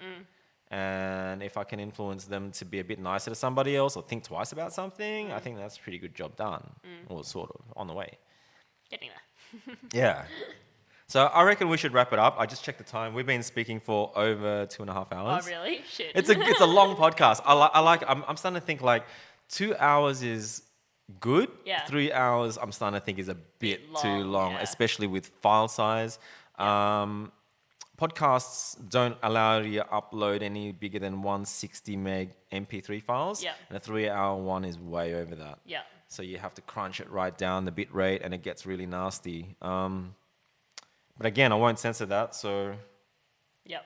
I should have said to you before you hopped on, but it was kind of like, I need to tell my guests that the show's live. That way they know that it's kind of too late. But it's not live. So, you know, I suppose I could censor if I had to. Yeah, but I don't really care. I don't think you said anything anywhere near controversial anyway. I mean, you had a lot of your own viewpoints about marriage, Yeah. which is controversial in Yeah, I think itself. so. But I think we both did. Yeah. So I don't think anyone would think that, oh my God, these guys are... No, it's just us talking shit. That's pretty Yeah, much. which is cool. Yeah. I mean, it's cool that we haven't seen each other in, we didn't even figure out how many years it's been, but I No would idea. say it's been... Well, I've been married for 3 years. Oh, no. Now I remember I did catch up with you for lobster. Went for lobster? Did we? Did we ever go to a bar called in the city with the rooftop bar? It was a really small... Yes. Yes. The one, They do George lobster Street. there. Yeah. I can't remember what it's called. Me neither. Yeah, but yeah, you did take me there. So that would have been after Zen. Yeah, I think so. And then we did the pole photo shoot at some point. Oh shit! There you go. Yeah. And then I can't remember when else. Oh wow, we didn't even talk about pole. Save it Yeah. for another topic. I talked about pole with Jono. Hammered Pole's his pole. wife. I've pretty much given up on pole, so. Oh man, I was really, really harsh on Jono and his wife about pole. I have to What did you apologize. say? I didn't. I didn't I, think you had said it. I I was didn't so hear bad. I was anything. like, because Jono's wife was of the mindset that pole is in a better place through what they're doing through fitness. Correct. As in they were pole is in a more, he didn't say better, he said pole is where it's meant to be now. Yeah. But I'm like completely disagree with that because I think where pole came from is where it's meant to be. So it's been appropriated to be something that it's not. So I'm kind of was really anti that, but it's funny that was the last thing he said. So to almost open another can of worms, Yeah. you know. But I've never met his wife, so all the opinions that I had would have been quite scathing to her. Yeah. But you know what I mean? It was like, Well, we'll have to do another podcast when we get onto the topic. get of pole her in, dancing. get her in, get a few pole people that I know that are doing it sexually, and then get some that are doing it for fitness and bring it on. I reckon Yeah. it'd be a interesting conversation. I think because Linda was like me, she's still teaching, yeah, she's whereas I've given up teaching. well. I think she teaches kids of all ages, and I don't know how that sits with me. But it's another topic. It's another topic. Yeah, even I'm not a big fan of this kids of all ages thing, even though I was a pole dancing instructor for like 4 years. I'm still a bit iffy about the whole kids thing. Well, there are other things that they could do. I'm not saying that that's probably a really nasty Yeah, thing yeah. to say. That's what I'm saying. I'm saying things that maybe she would love to have a fight back against, but Yeah. I just, save it for a day, I suppose. We can get some pole dancers together. I can find you some. I know a few too. Yeah. And they would disagree as well with Yeah. the health, only because it was a real fad for a while. I think it's eased up now. That Yeah. fad's sort of gone, and when fads go, it's better for the people who are genuinely into it, Yeah. right? Because fads tend to give things a bad name. Yeah. So I'm glad that that's gone for the people who are into the pole fitness thing. Yeah. Man, it makes me want to go to YouTube and watch home pole setup fails because I know there's billions of them, but probably not any new videos. That's what I'm getting at. Yeah. But Carmen, thanks so much for coming on the show. Alright, thanks for having me and inviting me on. Well, a few people wanted to see you on, so it's funny. I should have asked them what they wanted me to ask you. Yeah. Well, we can do another one. Yeah, I figure that's the way it works. I figure that's the way it works. You get people on again and again. Other famous podcasts seem to do the same. But maybe next time we'll mix it up, bring your guy along, or we'll have a few pole people. Yeah. We'll figure it out. But thanks so much. Thanks for having me. And guys, thanks for listening. And it's a wrap. Till the next time. Yep. Awesome. Sounds good.